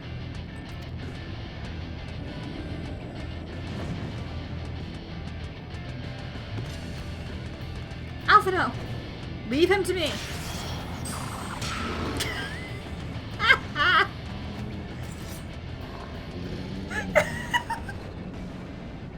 We must away.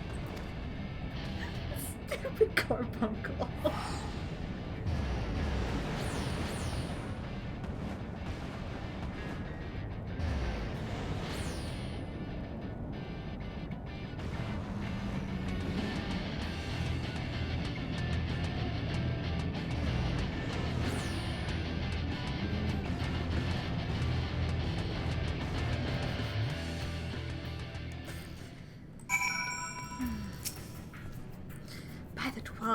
How could I be so foolish?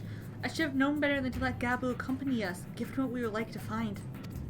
His anguish and despair has served to burr the primal, just as surely as would the supplicants of the faithful.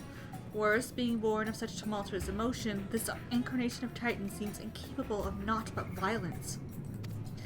If we have one cause for optimism, it is that while many crystals were present, they presented but a fraction of the quantity intended for the summoning ritual. Meaning that Titan must be far weaker than planned. Be that as it may, he is yet a primal, and the longer we leave him to bleed the land of ether, the stronger he will grow. And should Titan be permitted to leave Okamaro, more lives will be lost. The Maelstrom will rally their troops, and the cycle will continue. Kaharu, you know what must be done. Will you face the Lord of Crags once more? Always. Thank you, my friend. Alizé and I will tend to Gabu. When you have finished with the primal, look for us in Camp Overlook. We will be expecting you. I didn't think this would be happening so soon. No, Gabu! I didn't think this would be happening so soon. Where is it?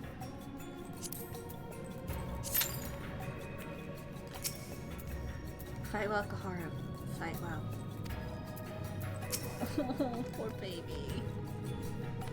No. Okay.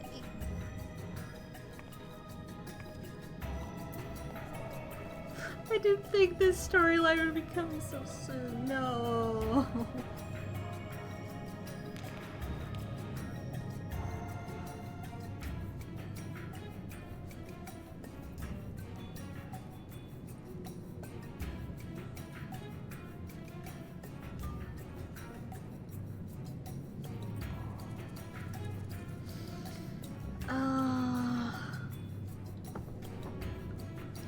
Oh no.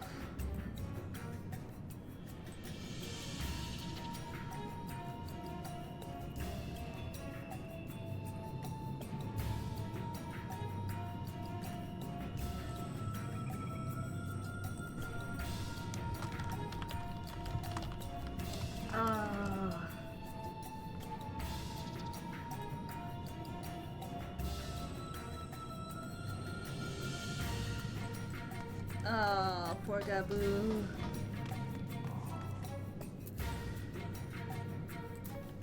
Alpha, no, I am upset. I have faith that you will return to us, just like you always have. Alpha, no, I am upset. I am upset. I don't like this quest line.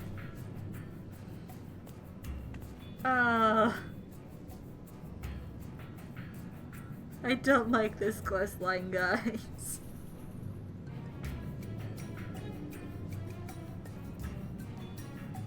Help.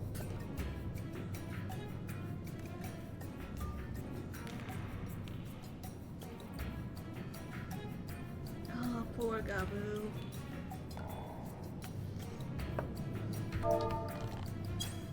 It's okay. It's okay.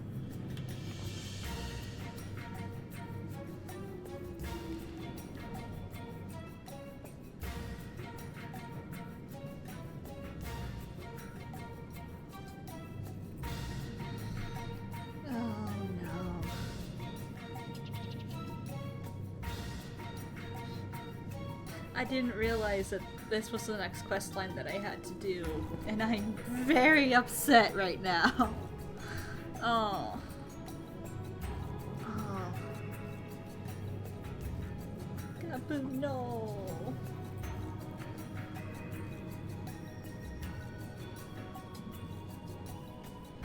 Oh, goodness.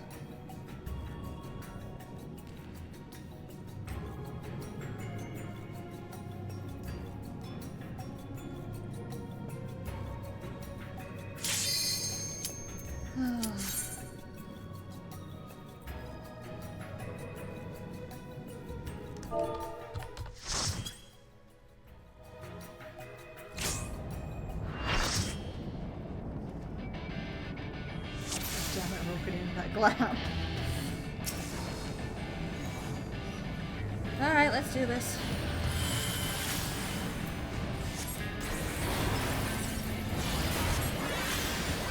And what makes it worse is tightly between anything that Gabu is trying to do.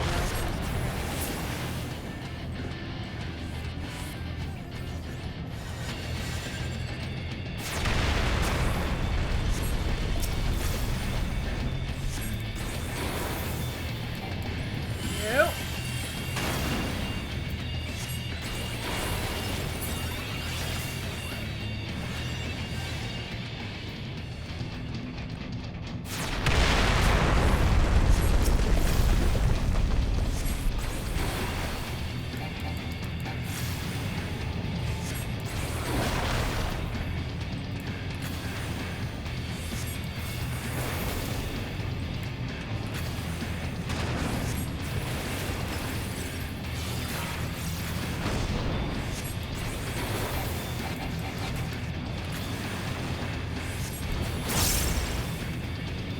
Alright, which one is exploding first? This side! Nope!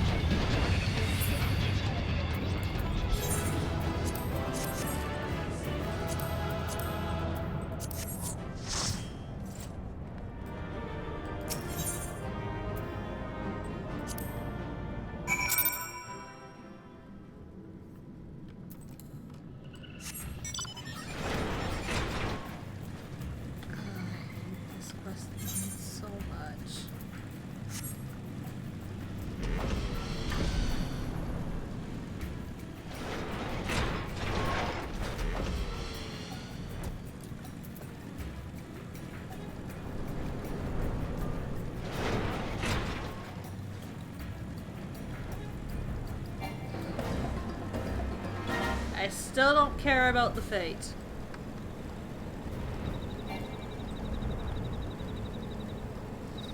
Oh, poor Gabu.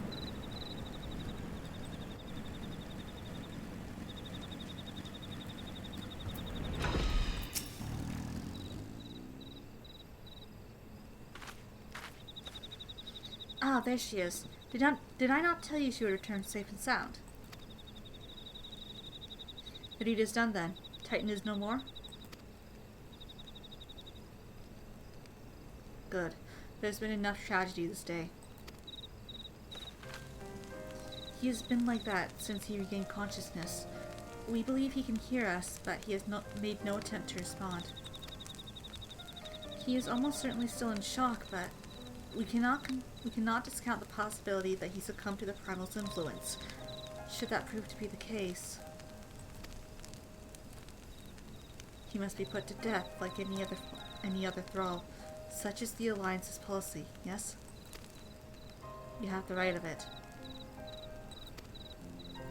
But we must not rush to conclusions. After all, we once feared that Yzael's followers were beyond reason, and many have since laid down their arms and accepted Ishgard's peace.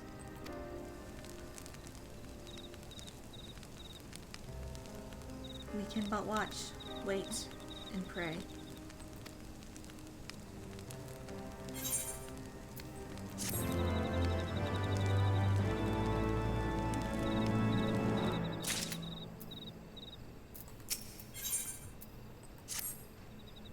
There is naught to be gained from dwelling on an eventuality over which we have no control, much less one which may never even come to pass. Let us tend to more immediate matters, informing Commander Bleodin of Titan's demise, for example. You may be certain that he will be glad of the news. Would you be so kind as to break it to him?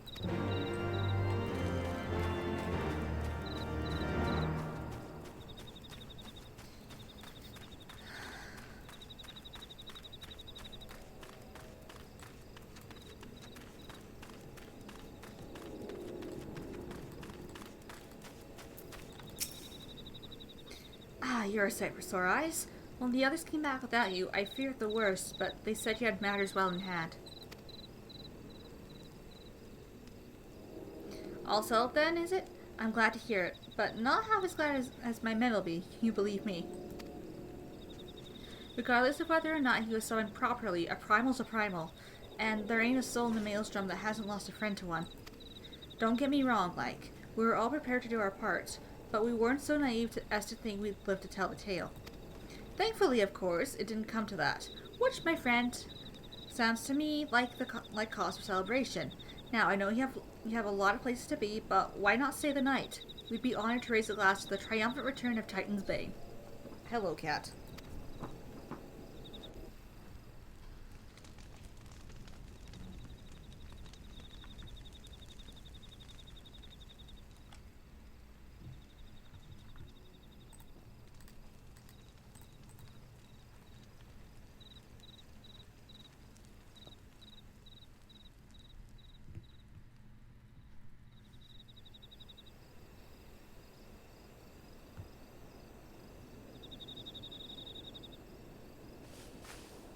Who goes there? It's just me, Alize. Oh, it's you. Forgive me for straying from the camp. He hasn't been feeling too welcome, to say the least. I thought a change of scenery might do him good. But, alas.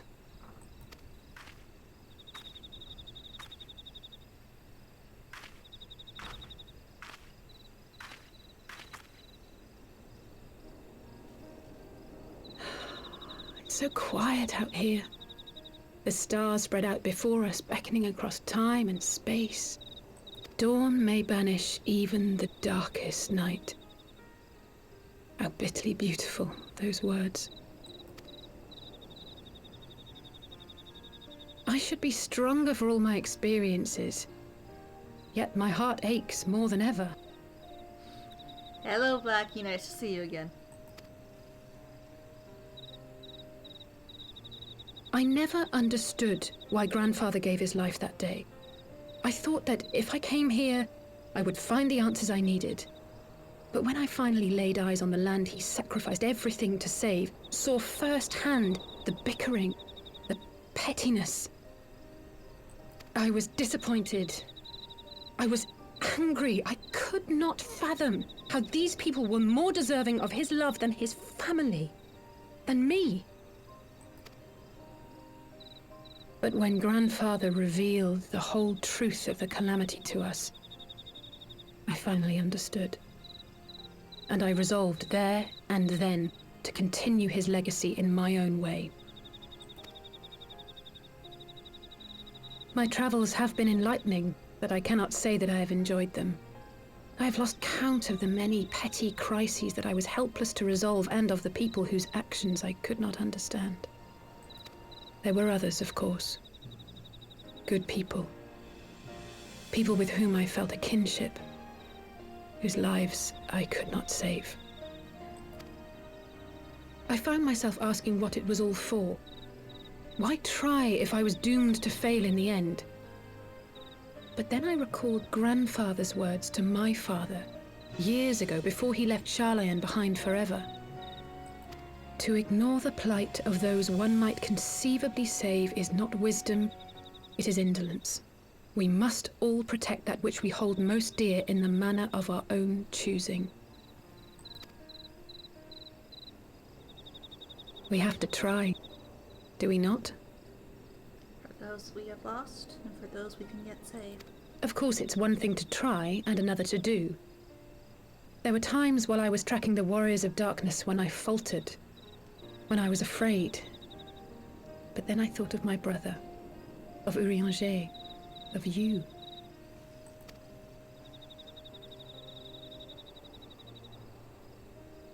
Oh, pray forgive me. This conversation has been rather one-sided, hasn't it? Mayhap you could recount some of your adventures in Ishgard. Alize, most of my conversations in this game is one-sided. That's Kobold, actually. Alright.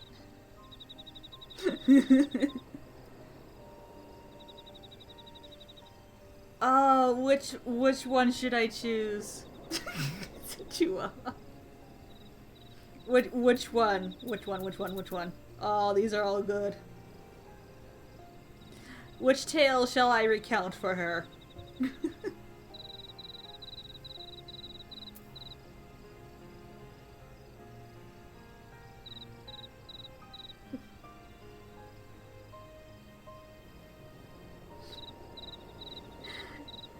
Which tale shall I recount for Alize, guys?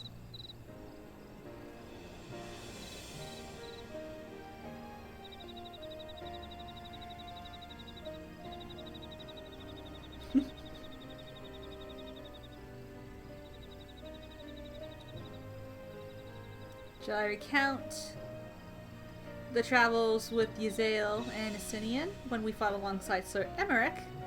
Or when me and Alize's brother finally came upon the Dravanian hinterlands?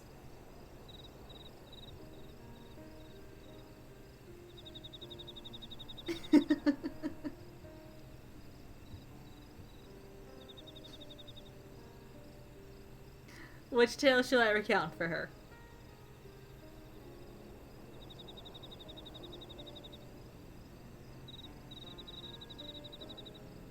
Oh no, they were all pretty fun. Aside from the part where Yzael died, but details.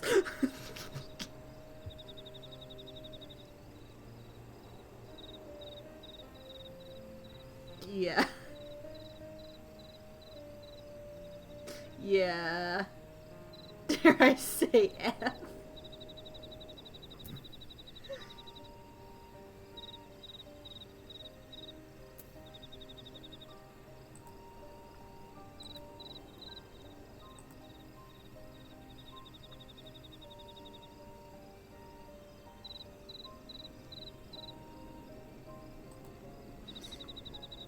Alright, our ability to fight alongside Sir Emmerich in the vault.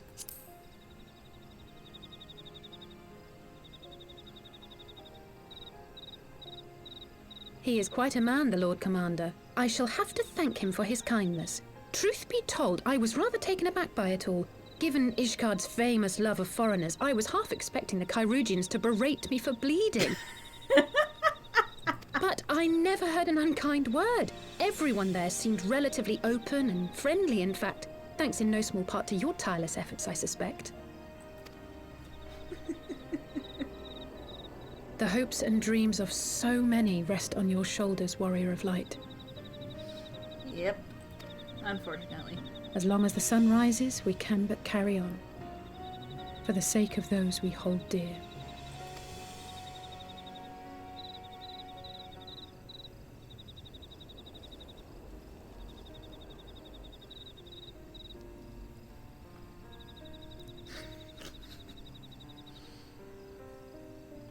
A lot of very bad things just happened to that poor kobold, so... Oh, hello!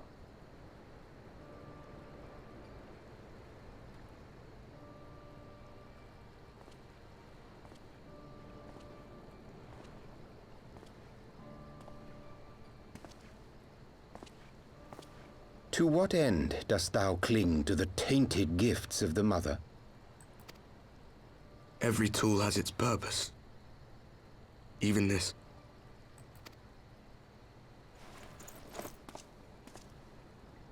Well, what is it? The seeds sown in Vilbrand have been plucked from the earth and left to wither. Alas, Titan's demise sufficed not to drive the kobolds to deepest desperation. What did the man in white have to say? That we are to proceed as he did first set forth. Well, that's easy for him to say! It's not his bloody world on the brink of destruction, is it?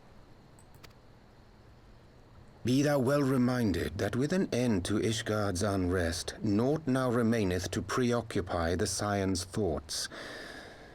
And thus may they devote their every energy to thwarting thee and thine. I foresee only greater difficulties ahead. Foresee? Are you sure you don't welcome them? I'm starting to think you might hold a candle for your old friends after all. Pray do not mistake mine intent. I but look upon the path which lieth before us with due trepidation. Shouldst thou be of like mind, pray consider then another course. For the power to invoke the ardor belongeth not unto the Ascians alone. With thine own hand strike down thine enemy, the so-called hero who would see thy home lost to light. Do but this, and thou wouldst at a single stroke disrupt the all-too delicate balance of this realm, plunging her straightways into chaos. Hurry on, Jay. You do realize what you're suggesting, yes? To ignore the plight of those one might conceivably save is not wisdom, it is indolence. The words of my teacher, and a creed I hold close to my heart.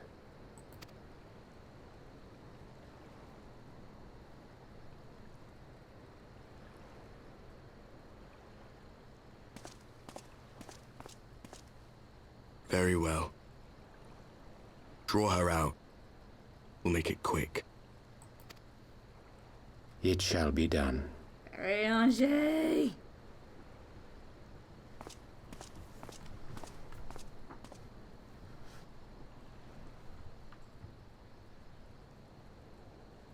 What good a creed one cannot uphold? What hurts soothed? What lives saved? Oh, hapless fool, what hast thou wrought by thine own hands? Minfilia, my friends, I shall not now beg your forgiveness. Full deeply though it paineth me to walk it, I shall not stray from my chosen path. As Moonbreeder remains steadfast, so too shall I. Ariange!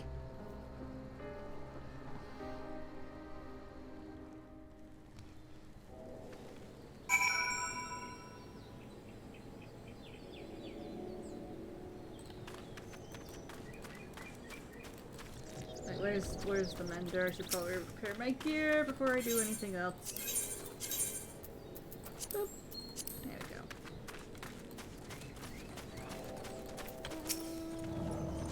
Well, Haru, I trust you had a good night's rest? I was but this moment speaking with Nathan and Yashtola via link pearl. They had some interesting news to share. Apparently, during the course of their respective investigations, both came across crates which once had borne Ishgardian seals. It would seem that someone in the capital has been very busy indeed. Accordingly, the Temple Knights have launched a full-scale investigation. So Emmerich believes that it is only a matter of time before the culprits are found, but we shall have to wait and see. In the meantime, it seems only prudent to look into recent activities of the other tribes, in case they are too... Really?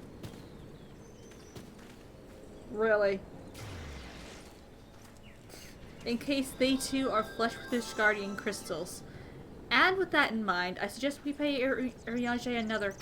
Wait, where is Elise? She was here a moment ago, with Gabu.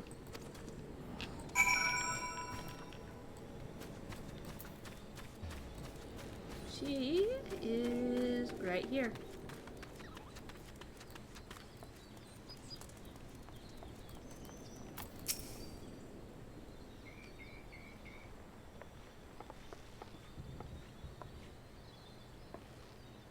Ah, let me guess. It's time to leave, isn't it? My apologies for disappearing again. If it's any consolation, I have already packed my things. How is he?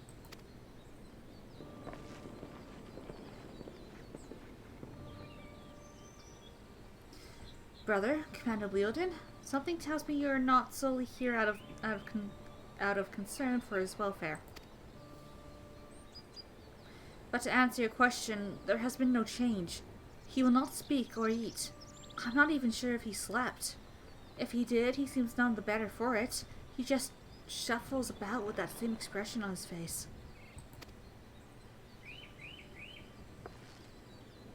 You will look after him, won't you, Commander? And treat him with every kindness? He's still in there, I know it. Beneath the anguish and the despair, he's still fighting with all his heart. He deserves to be given that chance, until he comes back to us, until we know for certain what has become of him. Aye, you needn't worry. If he hadn't risked his neck to warn us and help you secure the better part of the crystals, this could have turned out a damn sight worse than it did. We'll not soon forget that, and nor will Maelstrom Command.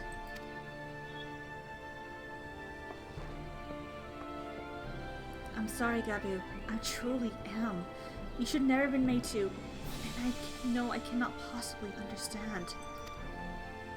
Mayhap there is nothing I can do or say. The pain, the anger, the helplessness. Hold fast to the memories of better times. Remember them as they were. And when it hurts so much you feel your heart feels fit to burst, let it burst. Let it burst and fill up again with your love for them. And never, ever forget. Come along, little one.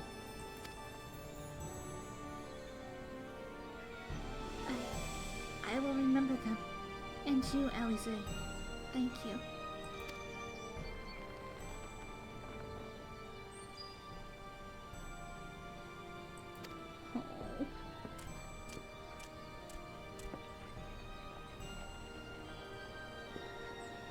Have faith, sister. Your words have reached him. In time, he will recover. And those who orchestrated these events will be made to answer for their crimes.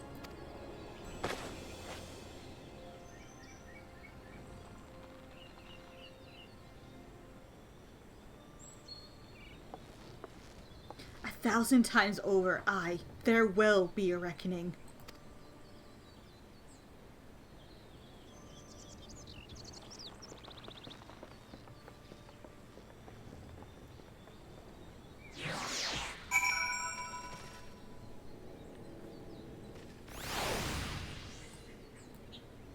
Oh, pray return to the waking sands.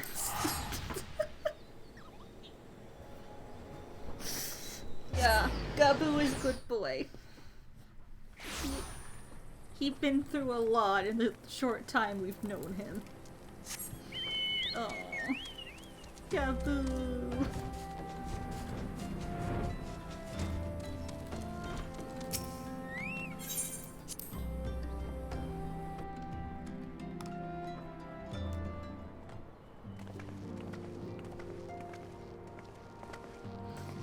We have heard the glad tidings from Okamoro, my friends. By the grace of the 12 and your most valiant efforts, the people of Limsa Lominsa may rest easy. I should like to think so, yes. Though we failed to prevent the Lord of Crags from manifesting, we did succeed in weakening him, enabling our friend to dispatch him before the Warriors of Darkness could make matters worse. 'Twas by no means an unmitigated success, but it will have to suffice. Then let us speak of another matter, one which weigheth heavy on my lady's mind. As thou didst request, I set out the Guran oracles that we might better understand the aims of the Warriors of Darkness. Though their copious use of allegory defieth any single interpretation, the oracles paint a most disturbing picture, one of worlds parallel to our own, yet apart yet linked, reduced to ruin with every umbral calamity. 7 times I have succeeded. Then of 10 and 3, only 6 worlds remain. Aye, all is as late my lady Minfilia spake to thee. As for what becometh these reflections when they and the source are rejoined, frail flesh undone by umbral fires, each soul surrendereth to her call, to flow unto the endless sea, there to endure as one and none. Then if the Warriors of Darkness succeed, everyone in the world will die? In essence, aye. The verse speaketh of the reunification of the flesh and subsequent return to the life stream. However, this fate may yet be preferable to the alternative, for if the first were to fall to the transcendent light in the manner the Warriors of Darkness described, it would give way unto a void wherein none may know whether life or death. Far better to die, they reason, for in death there is life. The essence of a soul which returneth unto the source may be born anew. Saved, such, at least, is their belief, I surmise. If that is true, then, gods, no one should ever have to make such a choice. Ere we speak further on this subject, I will share with thee another recent discovery. 'Twould seem that several sizable shipments of crystals have been delivered into the hands of certain Alamegan parties. Alamegans? Strange. And do you believe this to be the work of the same Ishgardian smugglers who supplied the beast tribes? I know beyond a shadow of a doubt, and lest thou wonder at their motive, I will remind you that the Asians did once attempt to bring about the summoning of Ralker. That's right, they did. The individuals who took receipt of these shipments are refugees belonging to a group devoted to the cause of Alamegan liberation. It may also interest thee to know that their Ishgardian suppliers appear to be none other than the remnants of Ilani Riol's network of spies. Surely you jest, and yet it is not so surprising. Bereft of leadership and hunted by the Alliance, I can well imagine such villains being desperate enough to conspire with the Asians, assuming they even know, or care, who their new employers are. All of which is irrelevant. Forgive me. We must seek out the resistance group, which received the crystals without delay. Gaharu, Alize, will you come with me to Little Alamigo? Of course.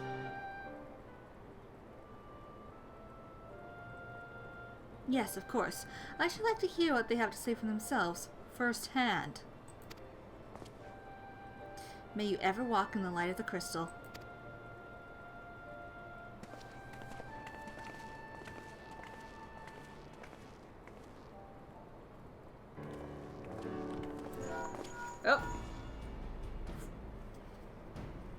Fino, Alize, Kaharu, are you three listening? Good, I have tidings. The Devil Knights raided the smuggler's warehouse less than an hour ago. A cursory interrogation of the prisoners yielded confirmation that they were in the employ of, and I hope you are sitting down, a man in black robes. Bloody Asians! Then you have them. And the crystals too?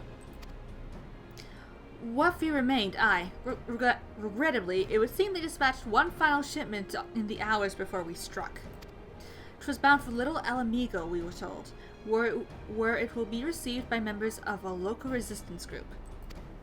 Since Sir Emmerich's men no longer have need of my services, I have a mind to head that way. As do we, by happy coincidence. We learned of the shipments but a few moments ago. Ha!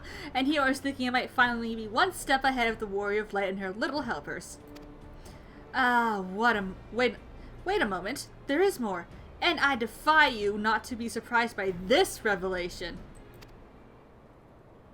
The leader of the Ishgardian smugglers was formerly in the employ of one Elaine Riol, the infamous Ivy herself. We know this, Thancred. Once again, Thancred, I fear I must inform you that. Thancred, with whom else have you shared this information? About the smugglers? No one. As I think I mentioned, the raid was less than an hour ago.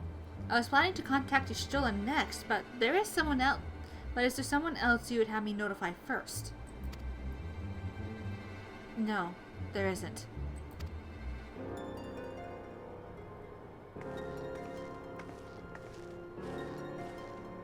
Alize acting weird.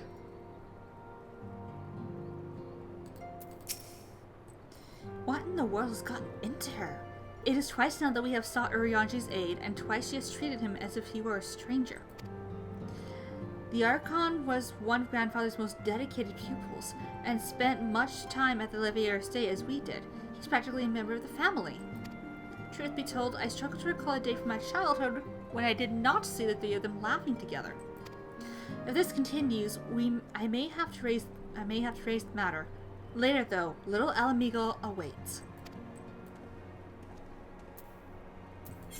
Alright, to Little Alamigo! Away!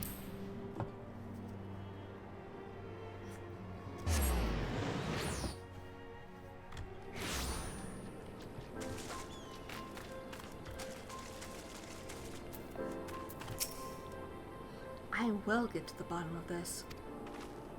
Oh, forgive me, it has been a long day. Did you have something to say?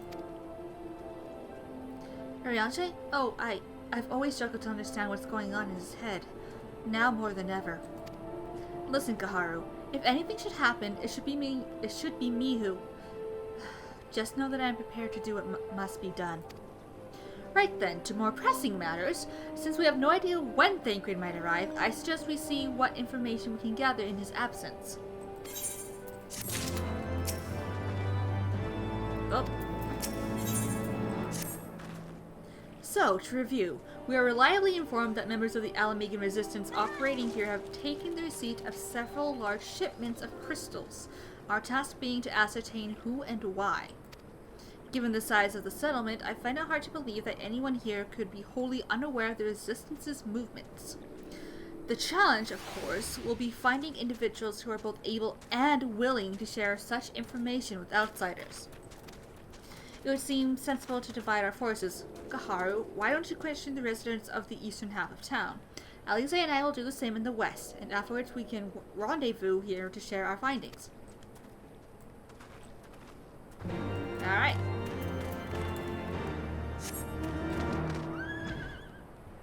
Okay, let's start on the top. No, nothing up here. Oh, I have you! The resistance? Damned if I know. It's not as if I'd be any use to him. Oh, he's sick. If he's set store by all the tales of secret weapons, good luck to you. But I'm too old for the mass bedtime stories. This is our lot, and it's time we got used to it. Oh, you're fine, Kaharu.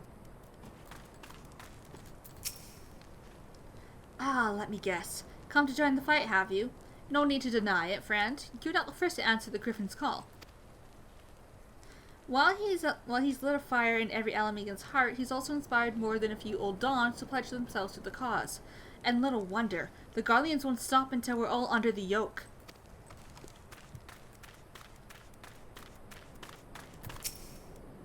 I see you there, going around asking questions. Looking for the Griffin and his lot, I'll bet. Seems they're the talk of little Alamigo these days. Folks wondering what he's about, what he's got in store for the Garleans. And what's under that mask of his, of course. Seems he's hardly got a face, what with all the scars. Others reckon he's been marked for death by the Empire, and that they'd send a bloody legion if they knew he was here.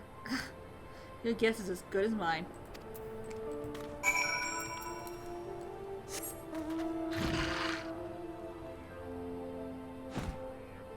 Alphino! I suppose I should ask what you learned, but I think I already know. This Griffin seems to be the leader of a newly formed faction within the Resistance, the Masks. Yet, despite their growing popularity, no one seems to know much about them, only that they're the most aggressively militant group to join the movement in recent memory. Indeed, many have claimed their commitment to the cause of Alamegan liberation is unrivaled. We can but hope the revolutionary fervor is never channeled in the direction of a primal. Oh, Alphino, I don't like that foreshadowing. Though I feel confident that this is the group which received the crystal shipments, we yet lack proof. Before taking any action, I would speak with the settlement's leader to confirm my suspicions, and mayhap enlist his help while I'm about it. Given that you and Gundevald are already acquainted, mayhap it would be best if you took the lead. Shall we? Yes. Yes, indeed we shall.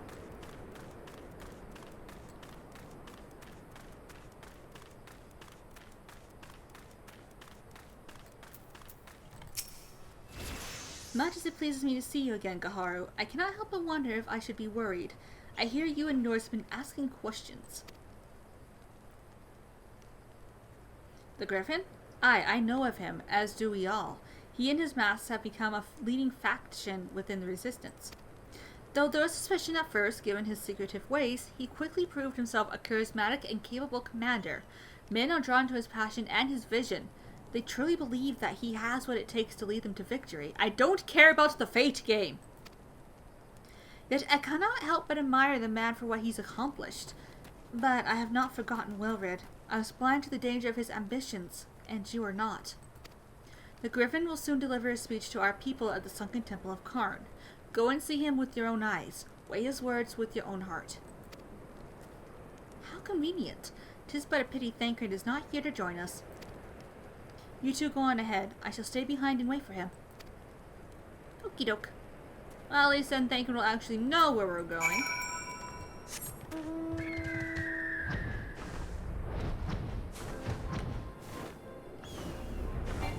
Alright, Karn is this way.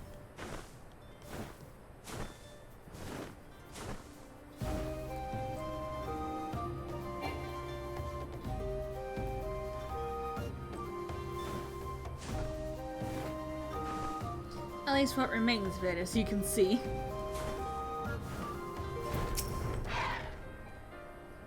Has it begun already? I hear voices coming from within. Well, let's go inside.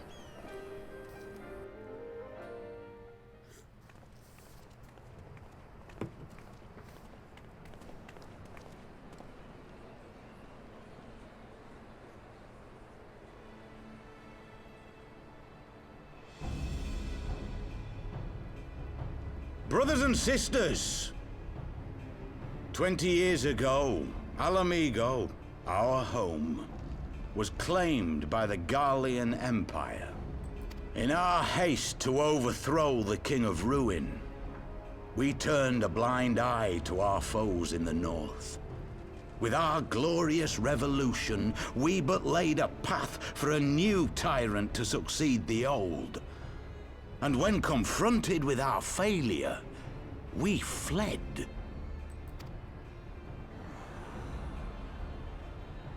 Not a day goes by that I do not think of those we left behind. think of them, and feel ashamed. And I know each and every one of you feels the same.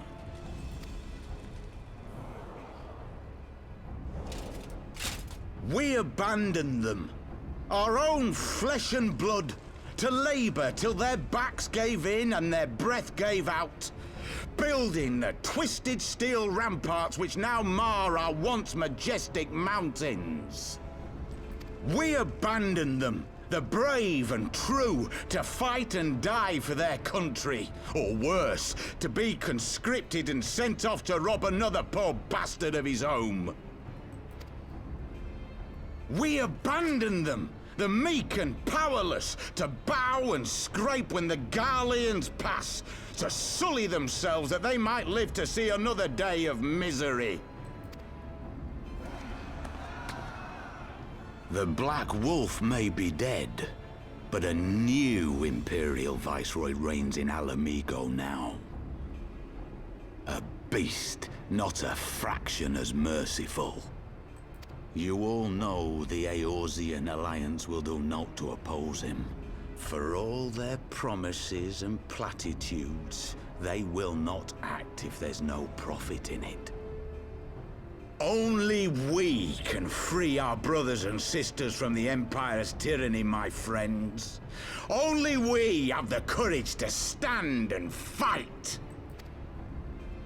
They have imprisoned us. They have enslaved us, and they have murdered us, but no more! Blood demands blood, and the Garleans shall pay for every drop they have spilt upon our lands.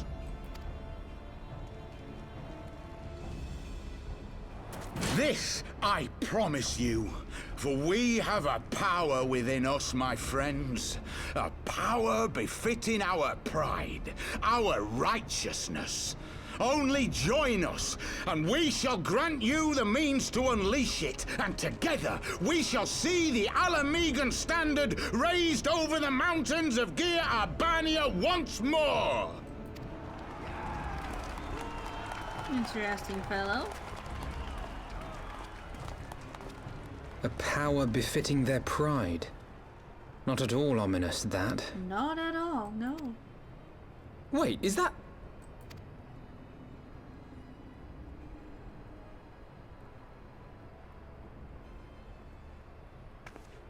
Ida and Papa Mimo! What are you two doing here?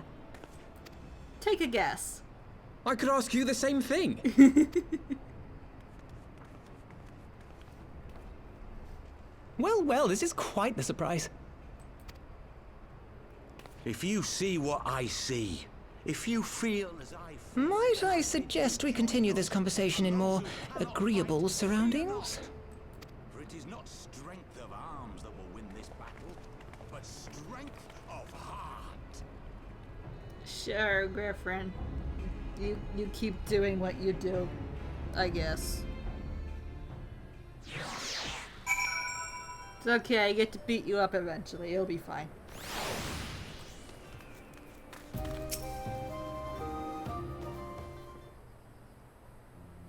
Words cannot express how glad I am to see you both alive and well. And you! Though it was pretty obvious you and Kaharu would be fine. The Crystal Braves never had a realistic chance of capturing any of the Scions, divided as they were and distributed by the better part of Eorzea. But if you truly believed that, forgive me, what exactly have you two been doing all this time?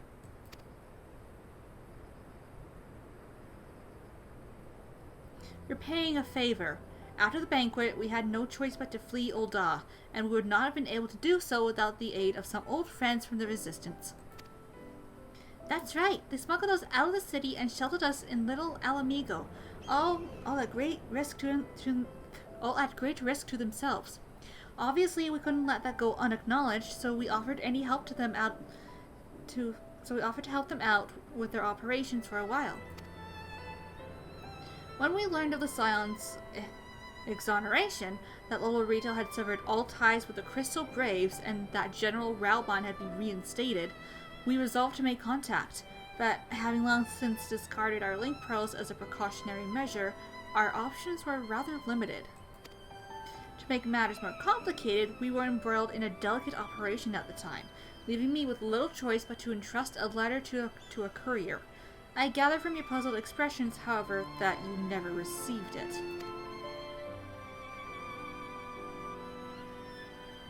To be honest, we thought this might happen. While the masks are happy to let the refugees spread word within the community, they're pretty strict about communicating with outsiders. Oh, and we also heard this rumor that the Griffin doesn't want us meddling in his affairs. The Griffin mistrusts the Scions of the Seventh Dawn? Curious. It is well known that we are no friends to Garlemald. One would think the man we saw beseeching all and sundry to join his cause would welcome our support. I should say that the man you saw was not in fact the Griffin, but an impersonator, and a talented rabble-rouser to boot.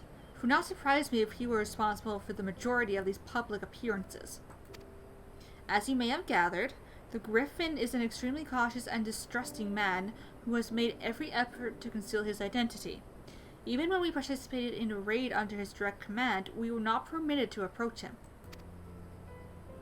It's hard to know what to make of it all. The secrecy, the impersonator, the masks.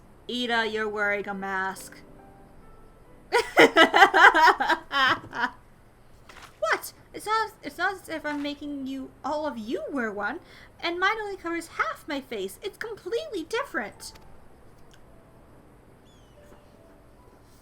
Anyway, when we heard the Griffin was due to give a speech, we thought it might be a good opportunity to get a better sense of the man behind the,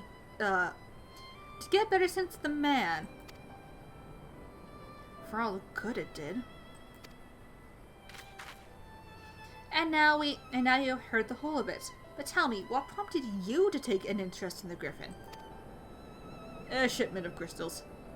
That's it. Summoning? You're not serious. I can't believe it. The Resistance would never even entertain such a ridiculous plan. But the Griffin... Well, the man is an enigma.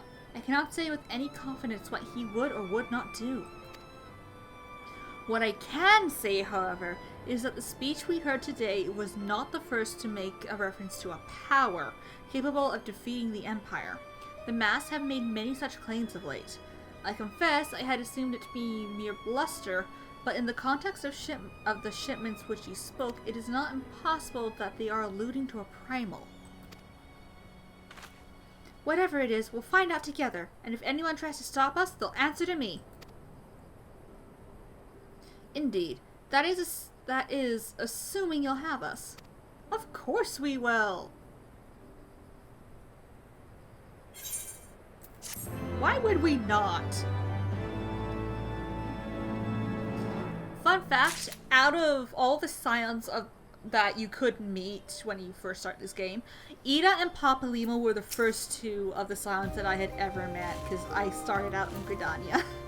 So I do have a soft spot for them. If, as you suspect, the Griffin is indeed plotting to summon a primal, we must need to obtain confirmation while there is yet time to act. To that end, I propose we question his double.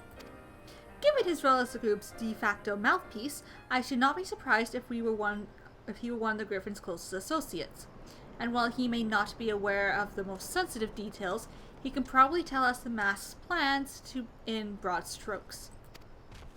Like the man whom he impersonates, however, he is wary of outsiders. He will not expose himself without suitable incentive. My plan is as follows. You and Alphino will pose as adventurers fallen on hard times, inspired by his words to take up arms for a noble cause. Ida and I, as members of the Resistance, will recount tales of your past achievements, and testify as to your usefulness in the struggles ahead. With our enthusiastic assurances still ringing in his ears, he will decide to welcome you in person, and we will arrange a meeting. You'll need to look the part that we might maintain the charade, until we have him cornered at least. Here, this should be enough to purchase suitable garments from Tailbot, and have him rub a respectable amount of dirt on them for good measure. Any questions? Thank you, Papalimo. It seems simple enough. Thank you. And with that, Kaharu, let us be off.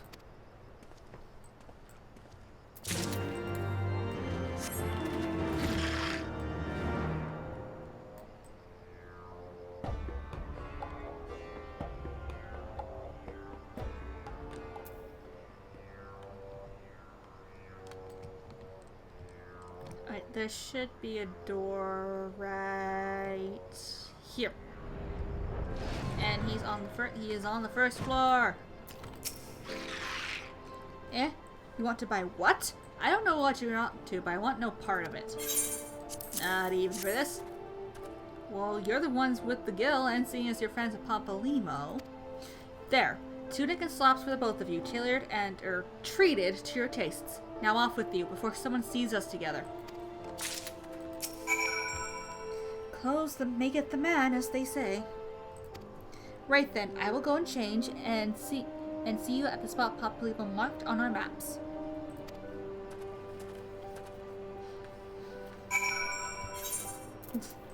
Been a while since I had to wear these, not since the Ifrit quest line.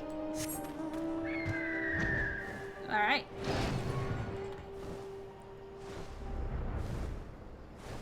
There's Alphino.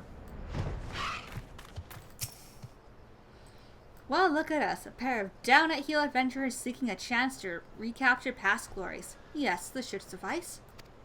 Now we play the waiting game.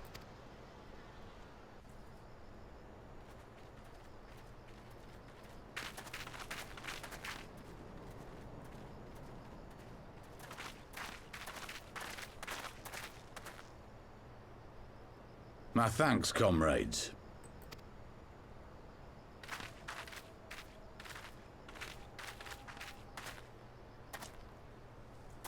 You must be the esteemed adventurers of whom I've heard so much. I understand you have taken an interest in our cause. That is correct.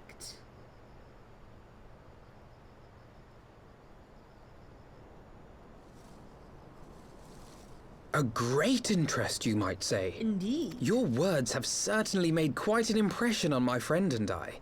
The Resistance has long, and some would say wisely, avoided open engagements with the Garleans, but you and yours seem confident against the world in arms.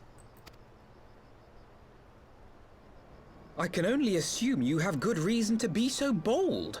Why, one might even think you are planning to summon a primal. Because that would do much to explain the sizable shipment of crystals you recently received from your smuggler friends, whom our Ishgardian allies have since detained, lest you wonder.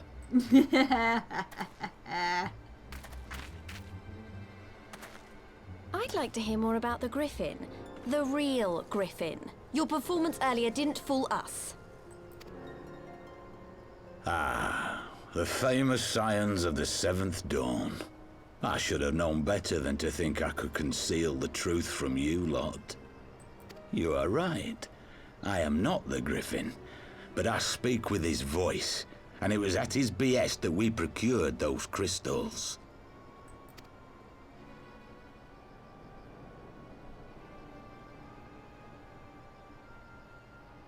You are wrong, however, if you think that we procured them to summon a primal. We used them to reach an accord with the Amalja. In exchange for crystals to summon their god, they will aid us in the fight for Alamegan liberation. Do you realize how stupid you are right now? You've got to be joking. Have you gone completely mad?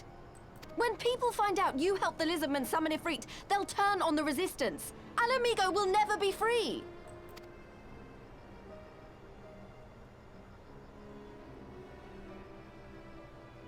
This isn't a fairy tale, girl. We don't have the luxury to play at being honorable heroes. It's because the likes of you wouldn't sully your saintly hands that Alamigo's been under the yoke for the past 20 years. But the Griffin won't stand for it, and neither will we. We're ready to do whatever it takes.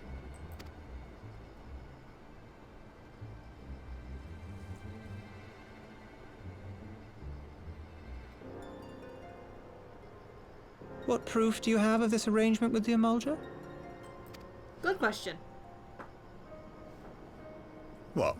Aside from a lack of crystals? None. But the beastmen have a great big pile of the things if you fancy looking. You might want to hurry, though. It'll not be long before they summon their god. Search our camp if you don't believe me.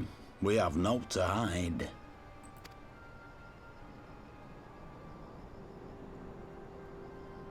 If there is a cache to be found, Ida and I will find it.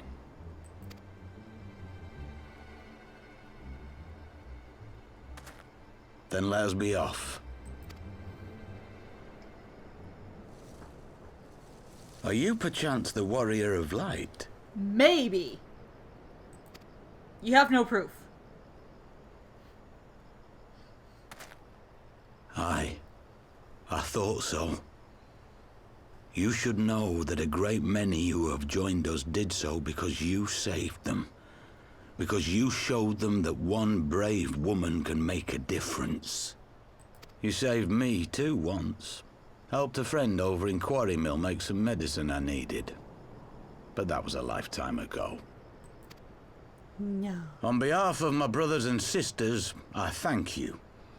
You gave us hope where there was none, courage and strength when all was lost. We shall not squander your gift.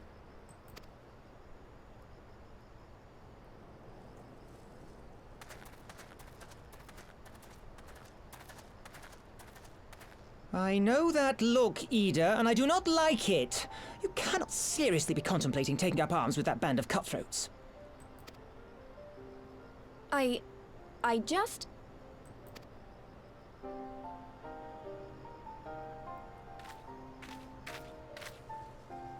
If the Griffin and his men have their way, it is only a matter of time before the situation in Alamigo comes to a head. Your homeland's future teeters on a knife edge, and any reckless action, however small, could have irrevocable consequences. You mustn't lose sight of that, Ida.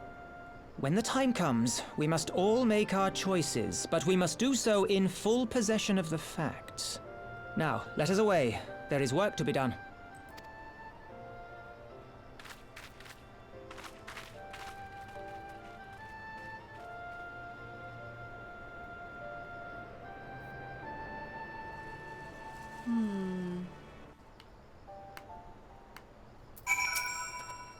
Quarry Mill, he said.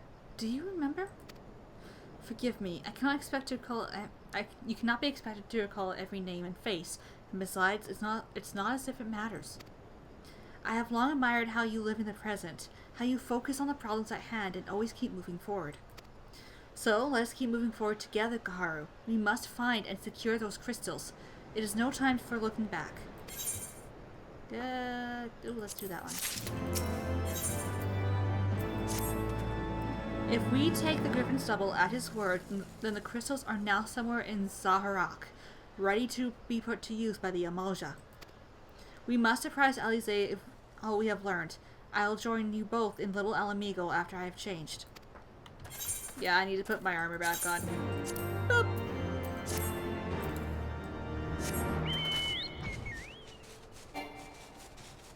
Alright, let's go find Alize.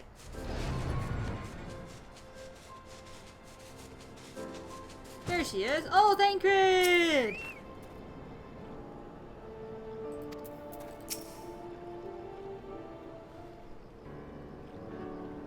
Now that Thancred has finally arrived, mayhap you could share your latest findings? You mean to tell me that while we were worrying ourselves sick, Ida and Papilimo were here all along? Well, Yashella will be relieved, and also angry. Mainly angry, I should think. As for the crystals, what choice do we have? We cannot very well leave them in the hands of the Amalja. For all we know, they could be preparing to summon Ifrit as we speak. We must make for Zaharak without delay. Agreed. If there is aught else to discuss, let us depart at once.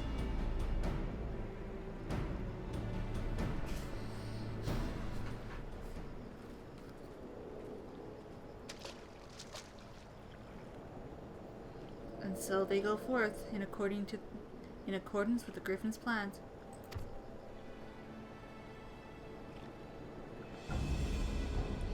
The players gather to assume their masks on a stage wreathed in flame.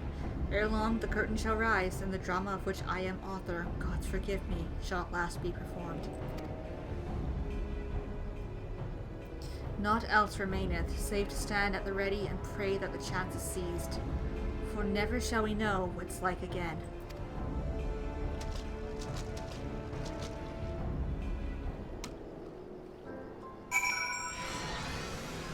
I know that sound. That means there's an instance. I confess I expected a warmer greeting, but we must not jump to conclusions. Not until we have braved the bowl of embers. We must be ready to engage the enemy at any moment. If you would make any final preparations, pray do so now. I shall await your signal. Yeah, I know. Let's go.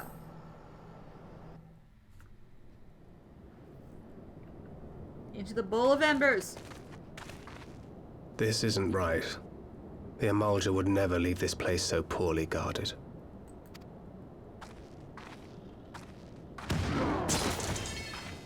Not willingly, no.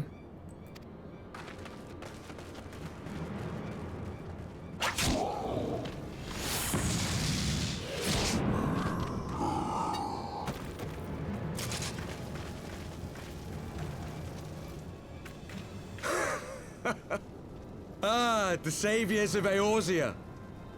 Slow as ever. Shut up. By the 12. Will you never learn? You know, you're right. Mayhap it is time for a change of tack. Killing primals, tormenting beastmen, hastening the birth of a new god. It's all a bit much, isn't it? And frankly, we don't have the leisure to do it. But killing the warrior of light, on the other hand, that would soon plunge Eorzea into chaos. I'd like to see you try. One life for one world. A fair exchange. Wouldn't you agree?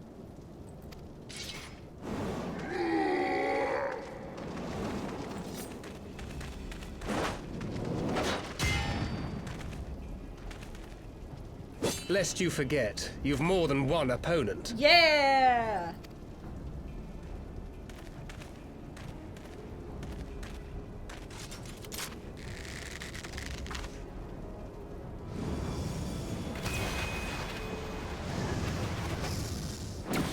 Carbuncle! Defend me!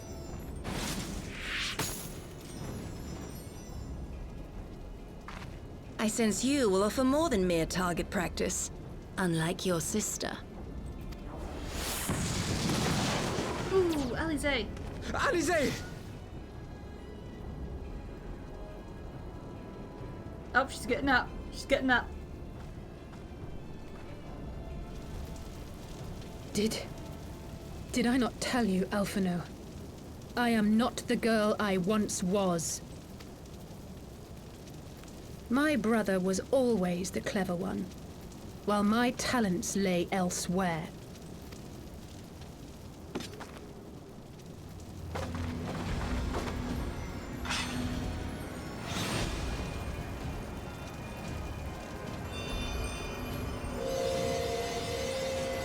Atta girl.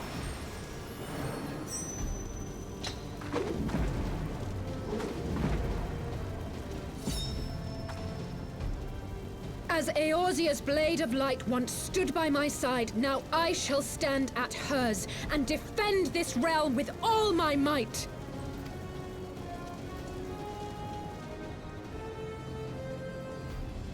Let's finish this. Let's go.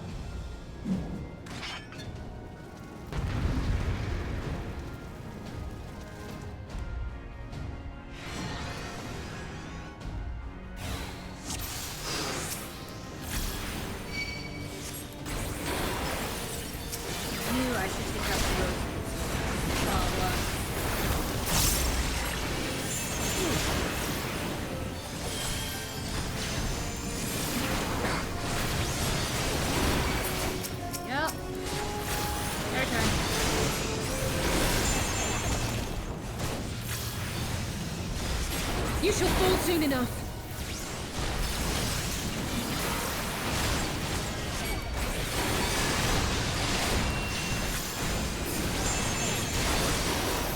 There's no escape! That's it.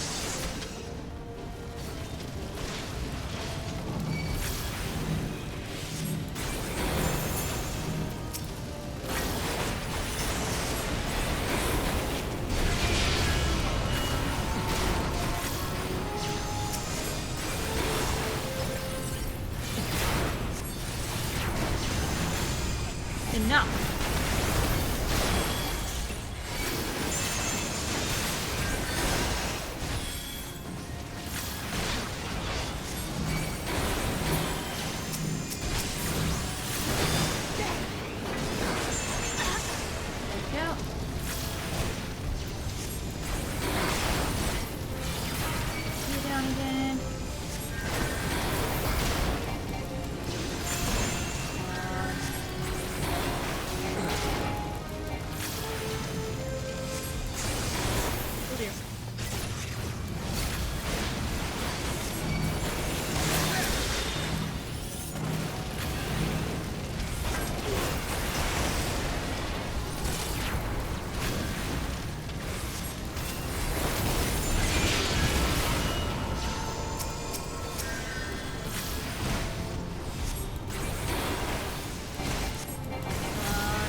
No more games!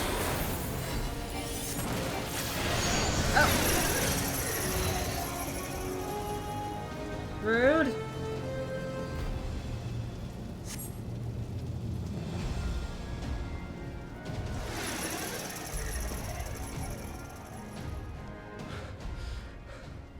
It ends now.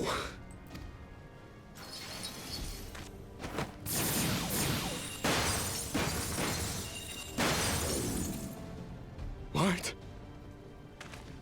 The chains! You snake! You would betray us as well? He that holdeth fast unto his convictions shall never count betrayal amongst his crimes, though all the world may call him villain. My path is unchanged, my creed sacrosanct.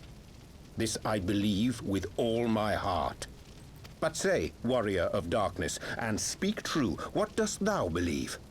That rendering up the souls of thy world in service to the rejoining will grant it salvation? Nay. By the 12! Oriange! Yep.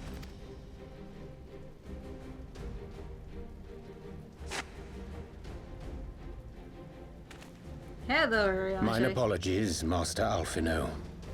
That the brightest light might shine, duty did compel me to walk in darkest shade. You sweet fool. I was almost willing to believe you had turned against us. I expect a full explanation when this is over. For now, may I assume you have turned your cloak for the last time? Thou mayest, my lady.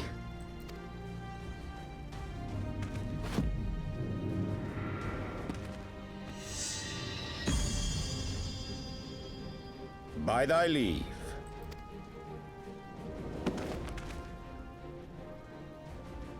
Even odds, then. No matter. We'll crush the lot of you in one fell swoop!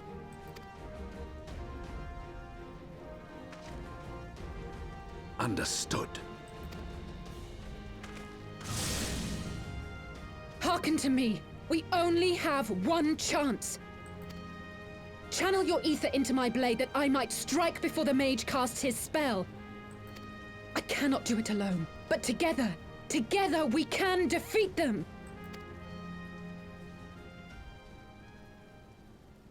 Let's go.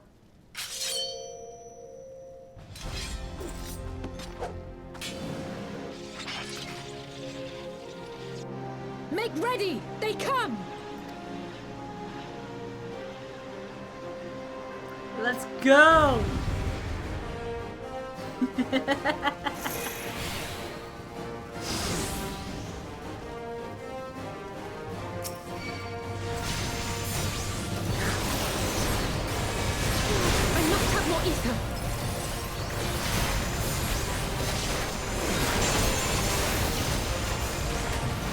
I'm trying, but I have a warrior of darkness at me. Get rid of the warrior. Thank you. Guys, please get him off my back. Thank you.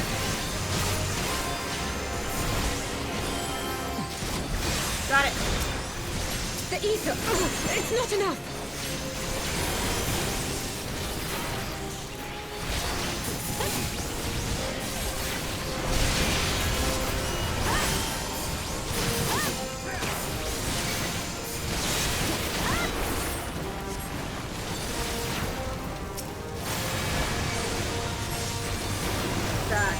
did nothing, dude.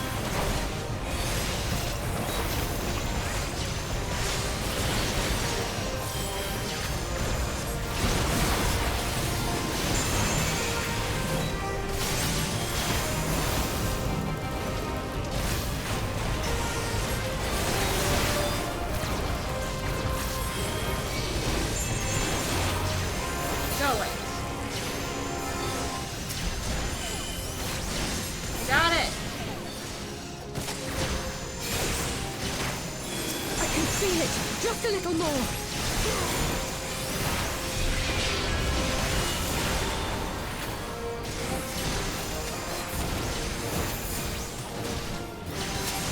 No, you don't.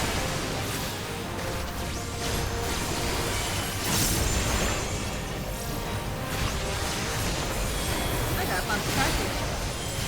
Hurry up, neighbor!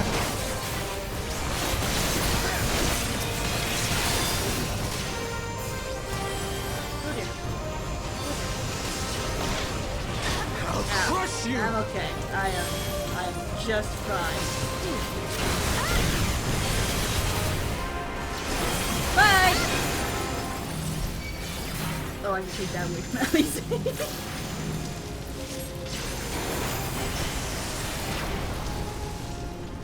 Can someone take this fool off of me, please?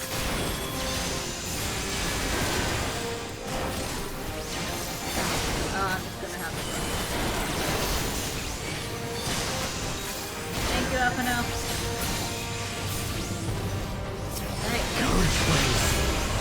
Stop it. Stop it. I'm trying.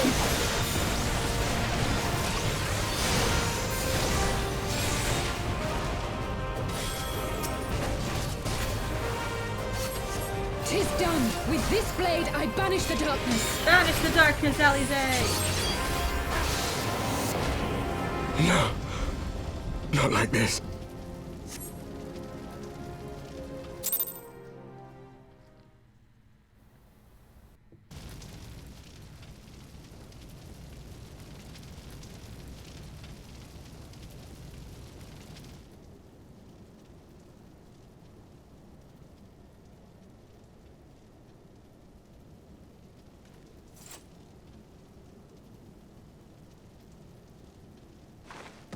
Oh, you okay? Alize, are you hurt? A touch dizzy, but otherwise fine. Thank you.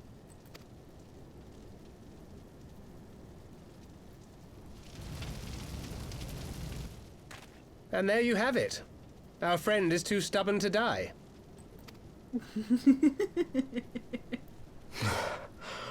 We are far from finished.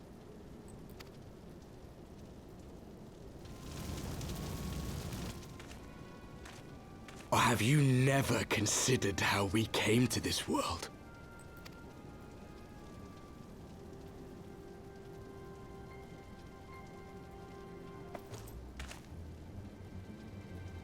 Crystals? You mean, like the Ascians? Just so. As the Ascians flee unto the rift twixt plains with crystals of darkness, so did these warriors come hither with crystals of light.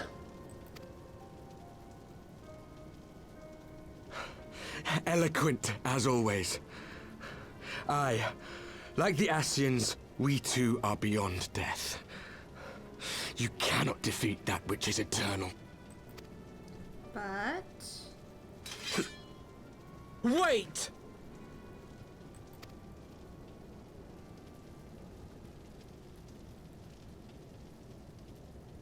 Such methods as the Ascians employ require the renunciation of the flesh. You would have had to...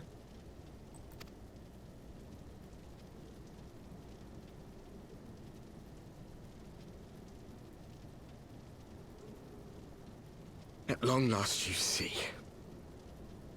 To save our world, we gave our lives.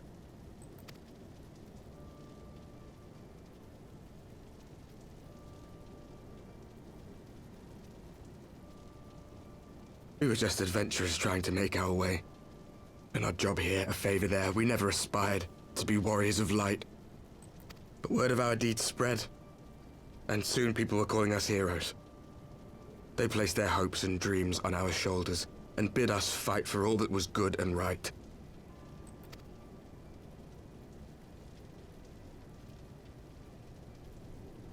We fought, and we fought, and we fought, until there was no one left to fight.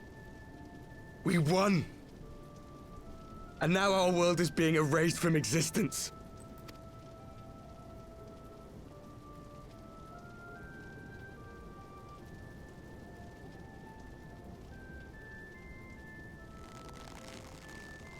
We did everything right. Everything that was asked of us, and still it came to this. You of all people should understand. We will not falter. We brought our world to the brink of destruction, and now we must save it.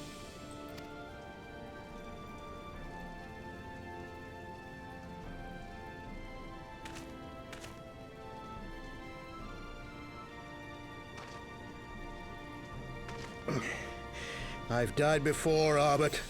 I'm not afraid to die again.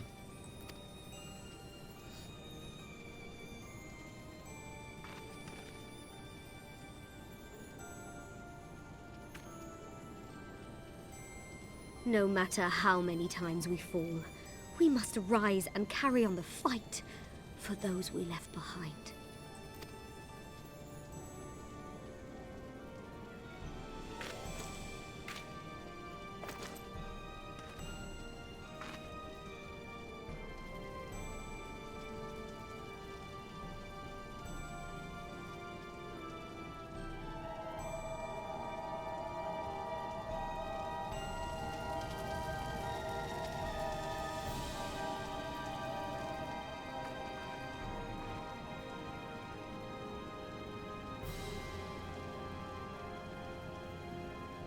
To have known the depth of sorrow and embraced the highest sacrifice.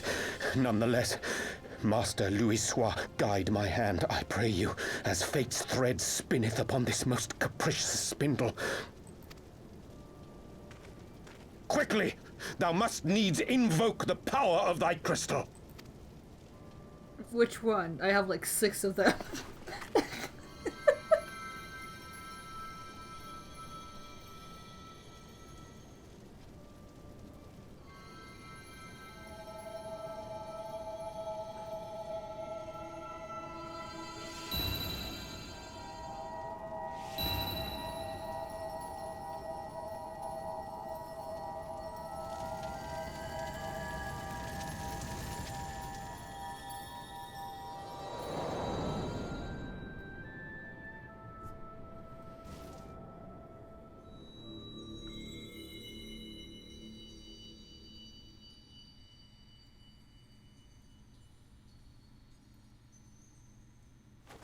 What is this place? Welcome to the live stream!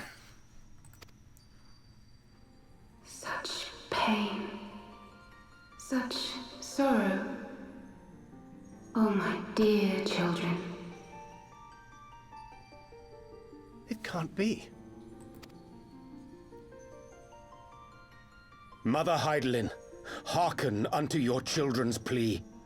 From 2 worlds do we gather, and from 2 worlds do we offer a bounty of light.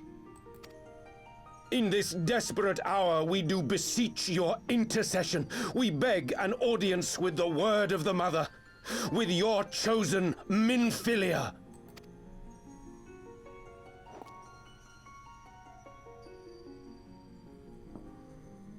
Your cries go not unheard, nor your sacrifices unnoticed. Though many are lost, there are those we can yet save, whom I can yet save.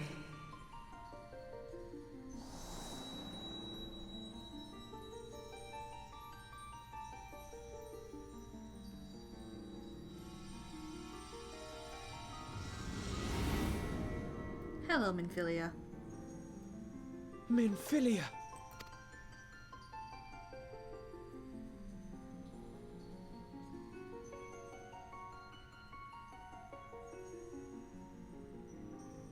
Blessed children of the First, the light of your world hath grown blinding in its radiance, but it is not yet absolute. I will hie me to your world, and there take unto myself the light which riseth even now to drown it, as darkness once did drown another. Now you deign to answer our prayers? I will suffer this farce no longer!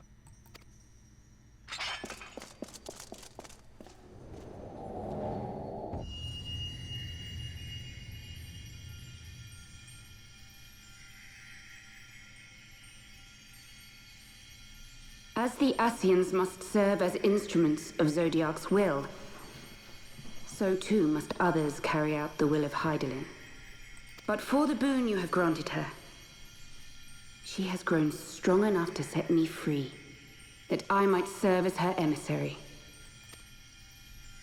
Your suffering, your sacrifice, your supplications, she has heard all. We will not let the first fall to light.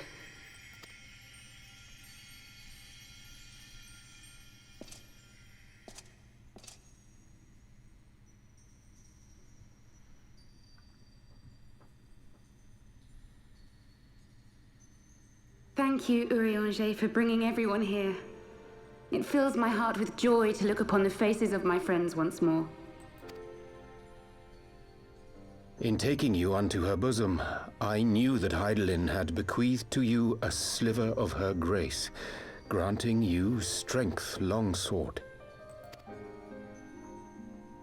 And in treating with the Ascians, I learnt of a star like unto our own, a doomed world of fallen heroes, in whom I glimpsed ourselves, the first. Full long did I search for a means to save this world, concluding at the last that the answer lay in the power of blessed crystals. And thus did I labor to set light against dark. Yet I knew from the beginning that this salvation would not come without sacrifice.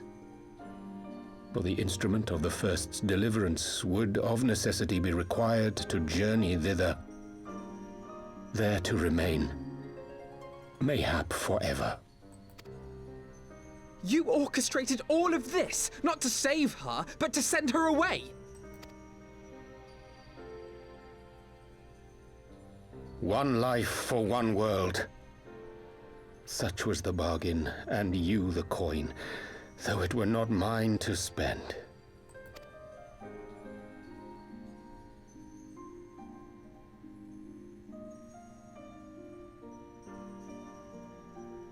Have we not walked together in the light of the crystal, and at her bidding borne witness to the joys and sorrows of this land?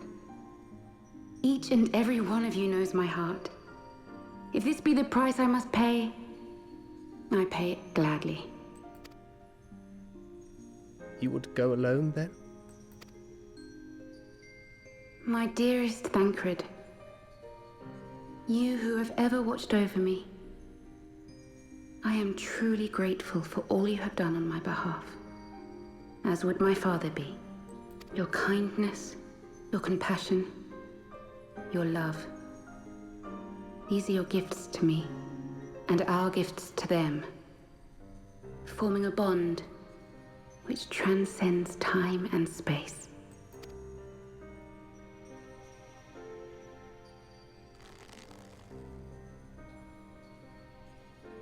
Sometimes I forget you are not the child I once knew. Make me proud. Oh.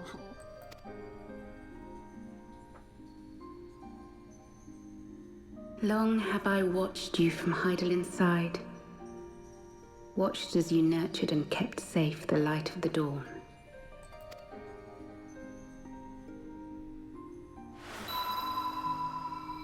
The dark recesses of the world hide untold secrets and dangers.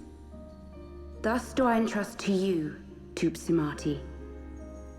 I pray you, keep to the path that you may never have need of it. And of course, you know, being given something like this, we're probably going to need it later.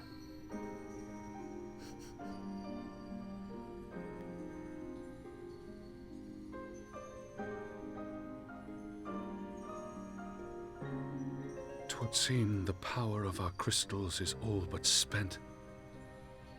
Perhaps, if there is naught else to be done.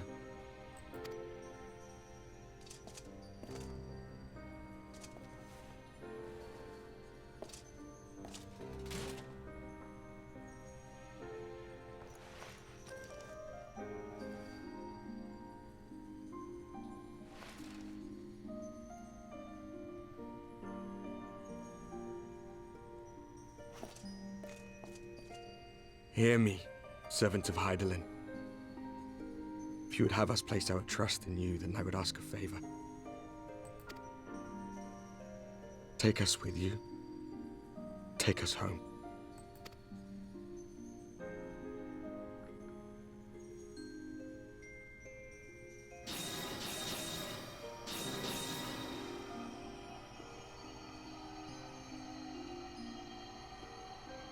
We were blind to the truth once, so I tell you this, as one fool to another. Light, dark, it doesn't matter. What matters is how you choose to use them. We made our choice and you see what came of it, so please, forge a different path. Seize a better fate.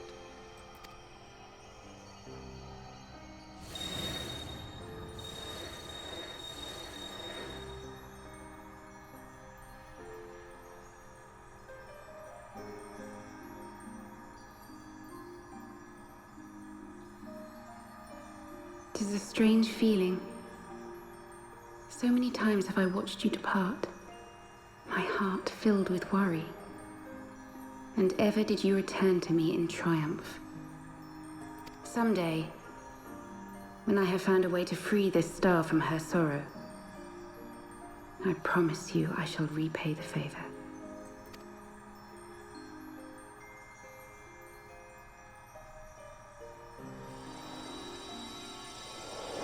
Bye, Minfilia. Again. For like the third time.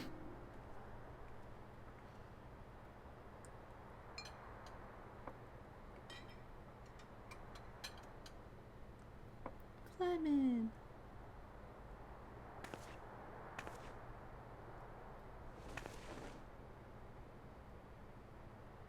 Thank you, Lemmy, for everything.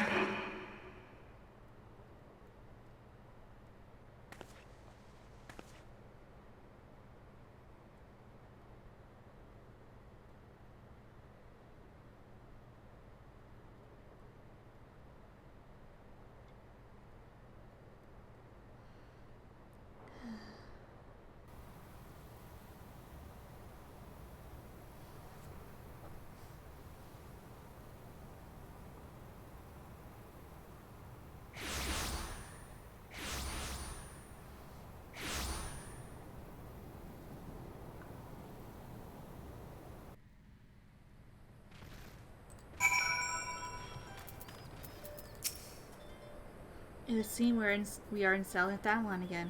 Minfilia's doing, no doubt. May the 12 speed her on her way, and the warriors of darkness too. I cannot help but wonder what awaits those wayward souls.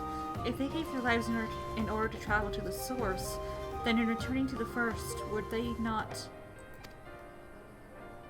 But mayhap that was their wish.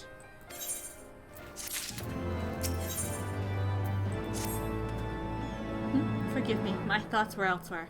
And this when I know full well that there is yet work to be done. The crystals. Leave them to me. I will go back to Zadarak and secure them. The Amalja will still be in disarray after the thrashing the warriors of darkness gave them. They are not like to notice a lone bard skulking about. But Thancred, you... Don't have to do this, I know, but I want to. I will see you at the Rising Stones. I should go find Ida and Papalimo. They must have finished searching the Mask's camp by now. Not that it matters anymore.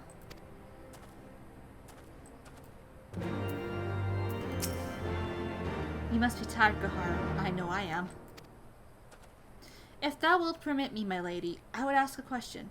When dost thou become aware of my independent pursuits? When I saw you meeting with that warrior of darkness and the Ascian in white at the Great Library. I try not to think the worst. You've never been one to confide in others, so I knew that even were your intentions pure, you would not share your plans with us until you felt the time was right. But I cannot deny that part of me feared you had simply betrayed us. Would that there had been another way. Know that I took no pleasure in deceiving thee, and that these sins will forever weigh heavy on my heart. I understand why you did what you did, that you but sought to achieve the greatest good while inflicting the least harm. Not many would have had the courage to make that choice. But even knowing what came of your actions, I find that I cannot condone them. I'm sorry. Gaharu, forgive me, but I believe the events of the day have taken their toll on me. I should like to rest for a while. If thou wilt grant me leave, I will gladly escort thee onto a refuge of thine own choosing. Once my lady hath regained her strength, we shall join thee at the Rising Stones. Until then, warrior of light.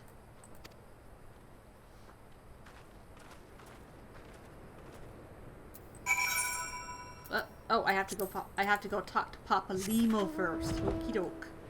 Let's go talk to Papalimo. I thought I was just gonna head straight back to the Rising Stones. Nope, gotta talk to Papalimo first.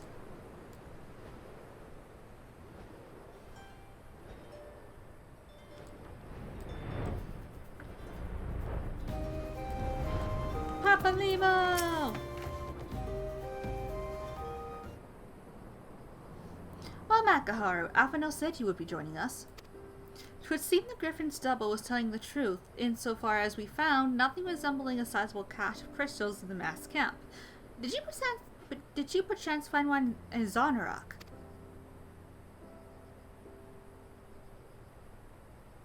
Actually... Oh, we have a story to tell you. I don't believe it. The crystal's Minfilia, all of it. It's just... I don't know what it is. I sympathize, Ida. Even now I struggle to comprehend which I saw. The only thing I can say with any certainty is that I feel blessed to have been granted a final chance to speak with her. 'Twas bittersweet, aye, but also affirming. Afano, I believe it is past time Ida and I rejoin the Scions. We have been away for far too long. Though I am loath to leave the Griffin to his own devices, I feel our investigation would benefit from your more dispassionate perspectives. And I hope that we might, in turn, offer our own opinions on the many challenges that you have faced in our absence. God, it's been absolutely ages, hasn't it? I can't wait to hear about everyone's adventures. We should be glad to recount them, and Tataru's tales may well surprise you.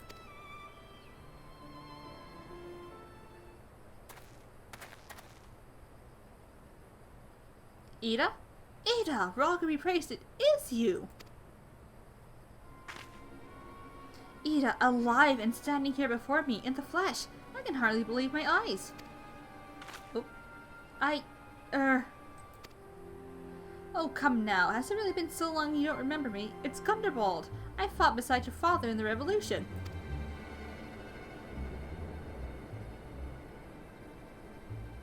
Do not think less of her, friends. It's been 20 years since the occupation sent us our separate ways, but the resistance were always welcome in Little Alamigo.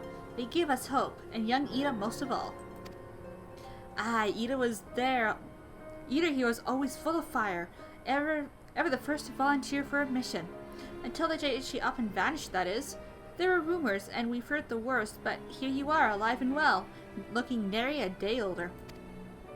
Well, what can I say? I'm sorry for running off like that and making you all worry.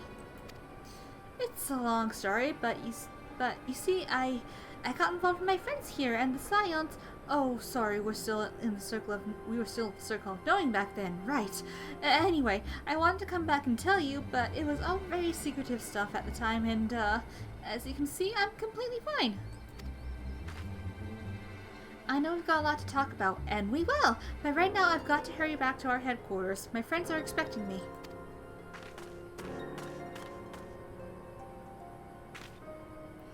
Pray forgive her. It has been a very long day for us all. I promise we will visit again at the first opportunity.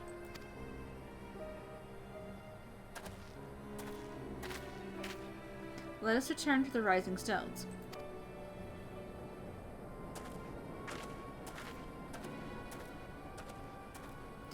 How's take me for giving you that mask?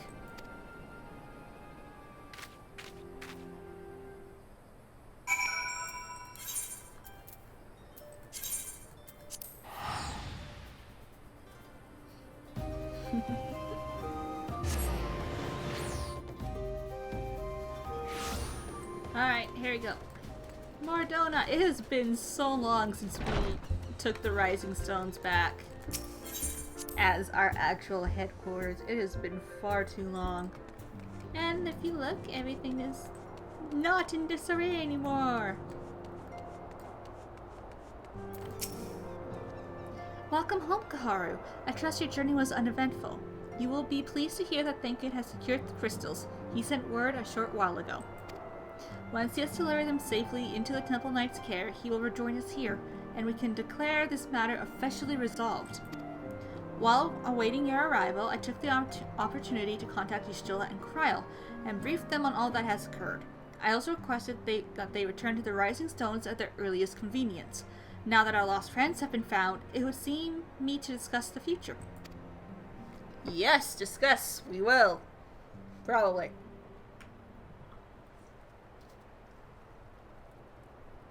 Where's the Nuclei? Back in the Solar. It's been too long since we were all together like this. Not since after Moonbreeder. Much has changed since then. We ourselves, most of all.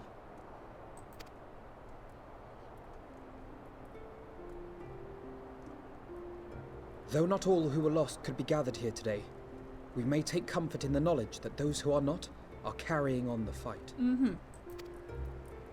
While I am grateful to our friends in the north for their hospitality, it isn't half good to be back. Aww, Tataru, don't cry. But, as Papalima rightly said, much has changed since we last stood here. The Scions of the Seventh Dawn are not as they once were, nor should we be. Our travels in the north brought us into contact with a host of fine and generous people, and their selfless deeds serve to show me that it is not lofty causes that should inform our actions, but our hearts. Ah, Alpha, no. And I hope that the Scions might continue in this manner, as individuals driven by individual principles. Provided we all sincerely desire to work towards Eorzea's salvation, I believe the paths we follow to achieve it need not, and should not, be dictated by any single ideal. Companions bound by a common purpose, free to go whither they will. The idea is not without merit. Very well. I shall resume my research of the primals and the elder gods of Eorzea. Should anyone have need of my findings, you need only ask. Thank you, Sheila. I should be glad of your continued assistance. Well, you can't exactly read anymore, so... Well, my main purpose in coming here was to see the signs of the Seventh Dawn restored and my dear friend found. Nevertheless, having involved myself in your struggles, I feel compelled to see them through to the bitter end. For Minfilia's sake. That is, if there are no objections. Of course not. You will always be welcome here, Kryl.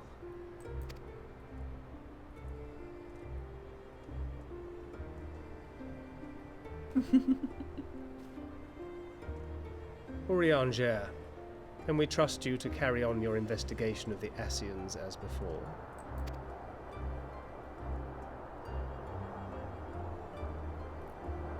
Regardless of mine own desires, I am undeserving of your trust, having so villainously deceived you all. Now, I'll hear no more of that. 'Twould be disrespectful of Minfilia's wishes. She entrusted matters here to us, that we might protect this star and understand the truth which hides at her heart. Mayhap I can handle the former, but I think you far better suited to the latter. No?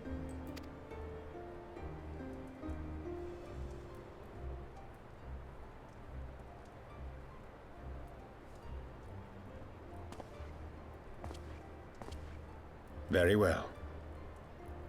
Then out of love for my Lady Minfilia and Moonbreeder both, this shall be my solemn charge. Yeah. Papalimo and I should probably return to Thanalan to keep an eye on the Resistance. There's still the matter of the Griffin and the Amalja, not to mention the new Imperial Viceroy. That little lot must be worthy of our attention, right?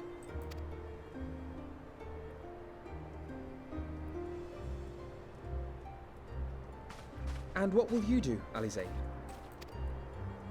You know I have no great love for organizations and formalities. I know this all too well, Alize.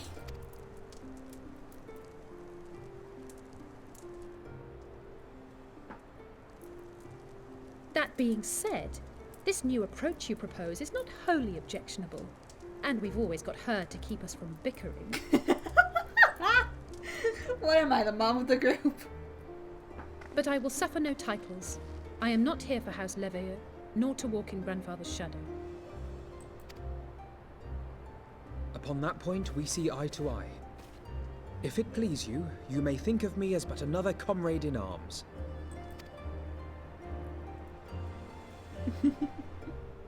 Well then, Alfie, I for my part shall see to the paperwork and the finances with my characteristic aplomb. I would not have it any other way, Tataru. And we mustn't forget you. What now for the Warrior of Light? Rest.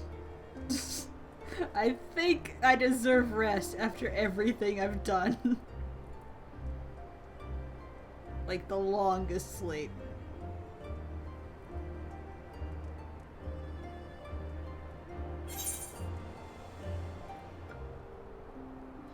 To strive for those we have lost, for those we can yet save.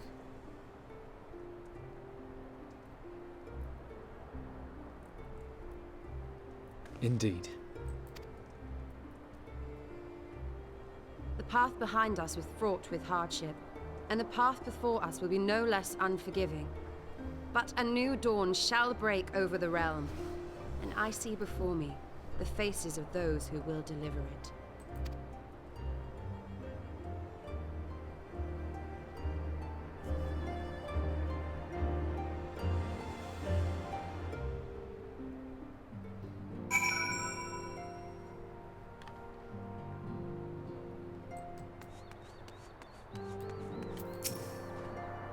Look at them, Gaharu. Signs of the Seventh Dawn. Look at how far we've come.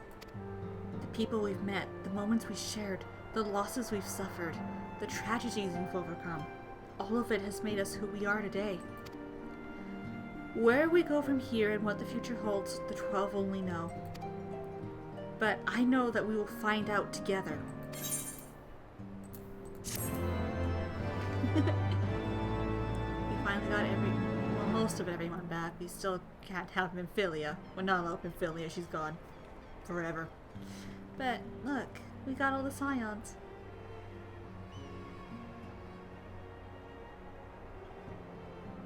Look at them.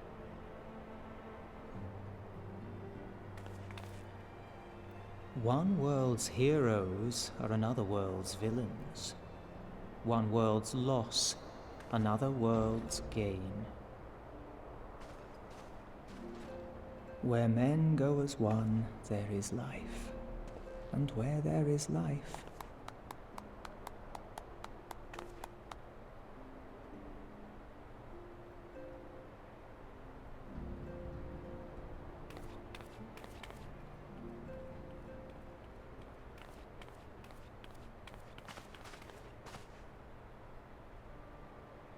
My friends, if I may, I would ask that you entrust Tupsimati to me.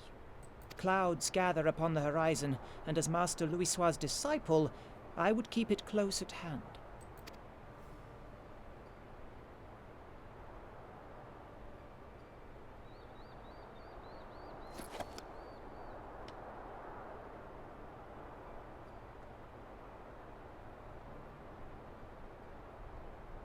Thank you.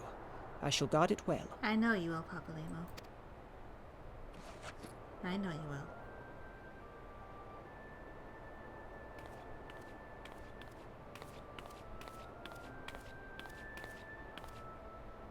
There is cause to hope.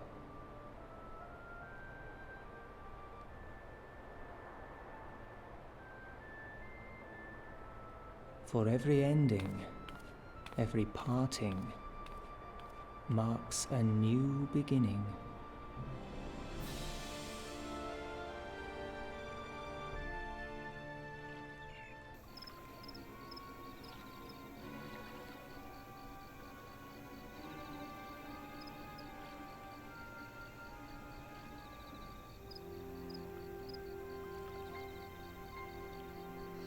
Well done, brother. You may resume your normal duties and rejoin the others.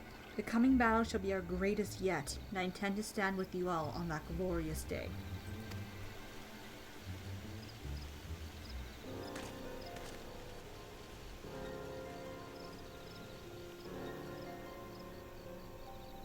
True believers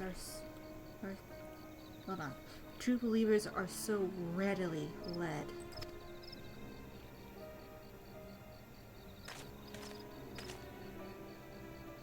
I have given them everything they desired, all for which they have prayed. I doubt you can say the same for your pawns. Get what you wanted then. Was it all worth it in the end? There were some unexpected developments, but they were ultimately to our advantage. Be it holds to a surfeit of light or dark, a world bereft of equilibrium is but a void in waiting. And a void is of no use to my master. I shall follow her emissary with great interest. As for the pawns whom you so pity, they have delivered unto me a gift, which I do now present to you. The freaking eyes.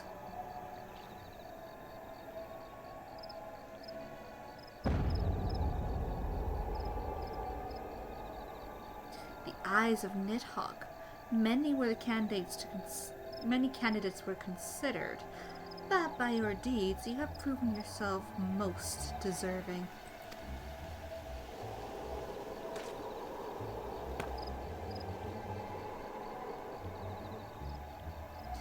A man of boundless rage and bottomless hold on, I can words.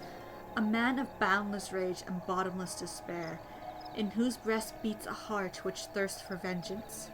Only you are fit to wield these eyes, for weal or for woe. Oh, it's definitely going to be for woe, I can guarantee you that.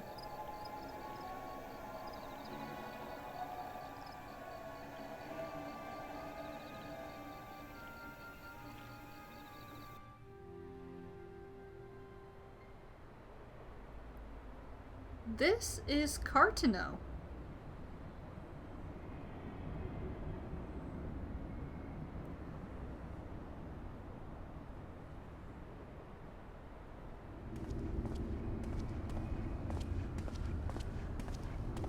Is that Nero? So it was here all along. It is Nero. Hey Nero, how you been? I haven't seen you since Crystal Tower.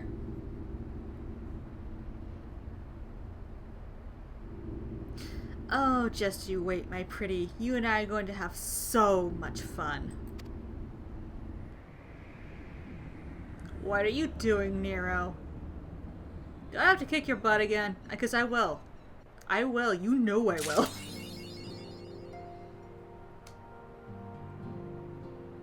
No retreat. No surrender. creating this stupid monkey. But that was patch 3.4 in its entirety. It is the longest patch in post Heavensward. Because it's setting up not only for Stormblood, but it's also kind of setting up for Shadowbringers as well, which we will not see the result of that until we get to Shadowbringers, so. But we have 2 more patches. We have patch 3.5 and patch 3.56. I will probably be streaming actually both of them tomorrow because they are much shorter patches. And they are part 1 and part 2 of the same storyline that's going into Stormblood, so it just kind of makes sense to kind of, you know, group those 2 together.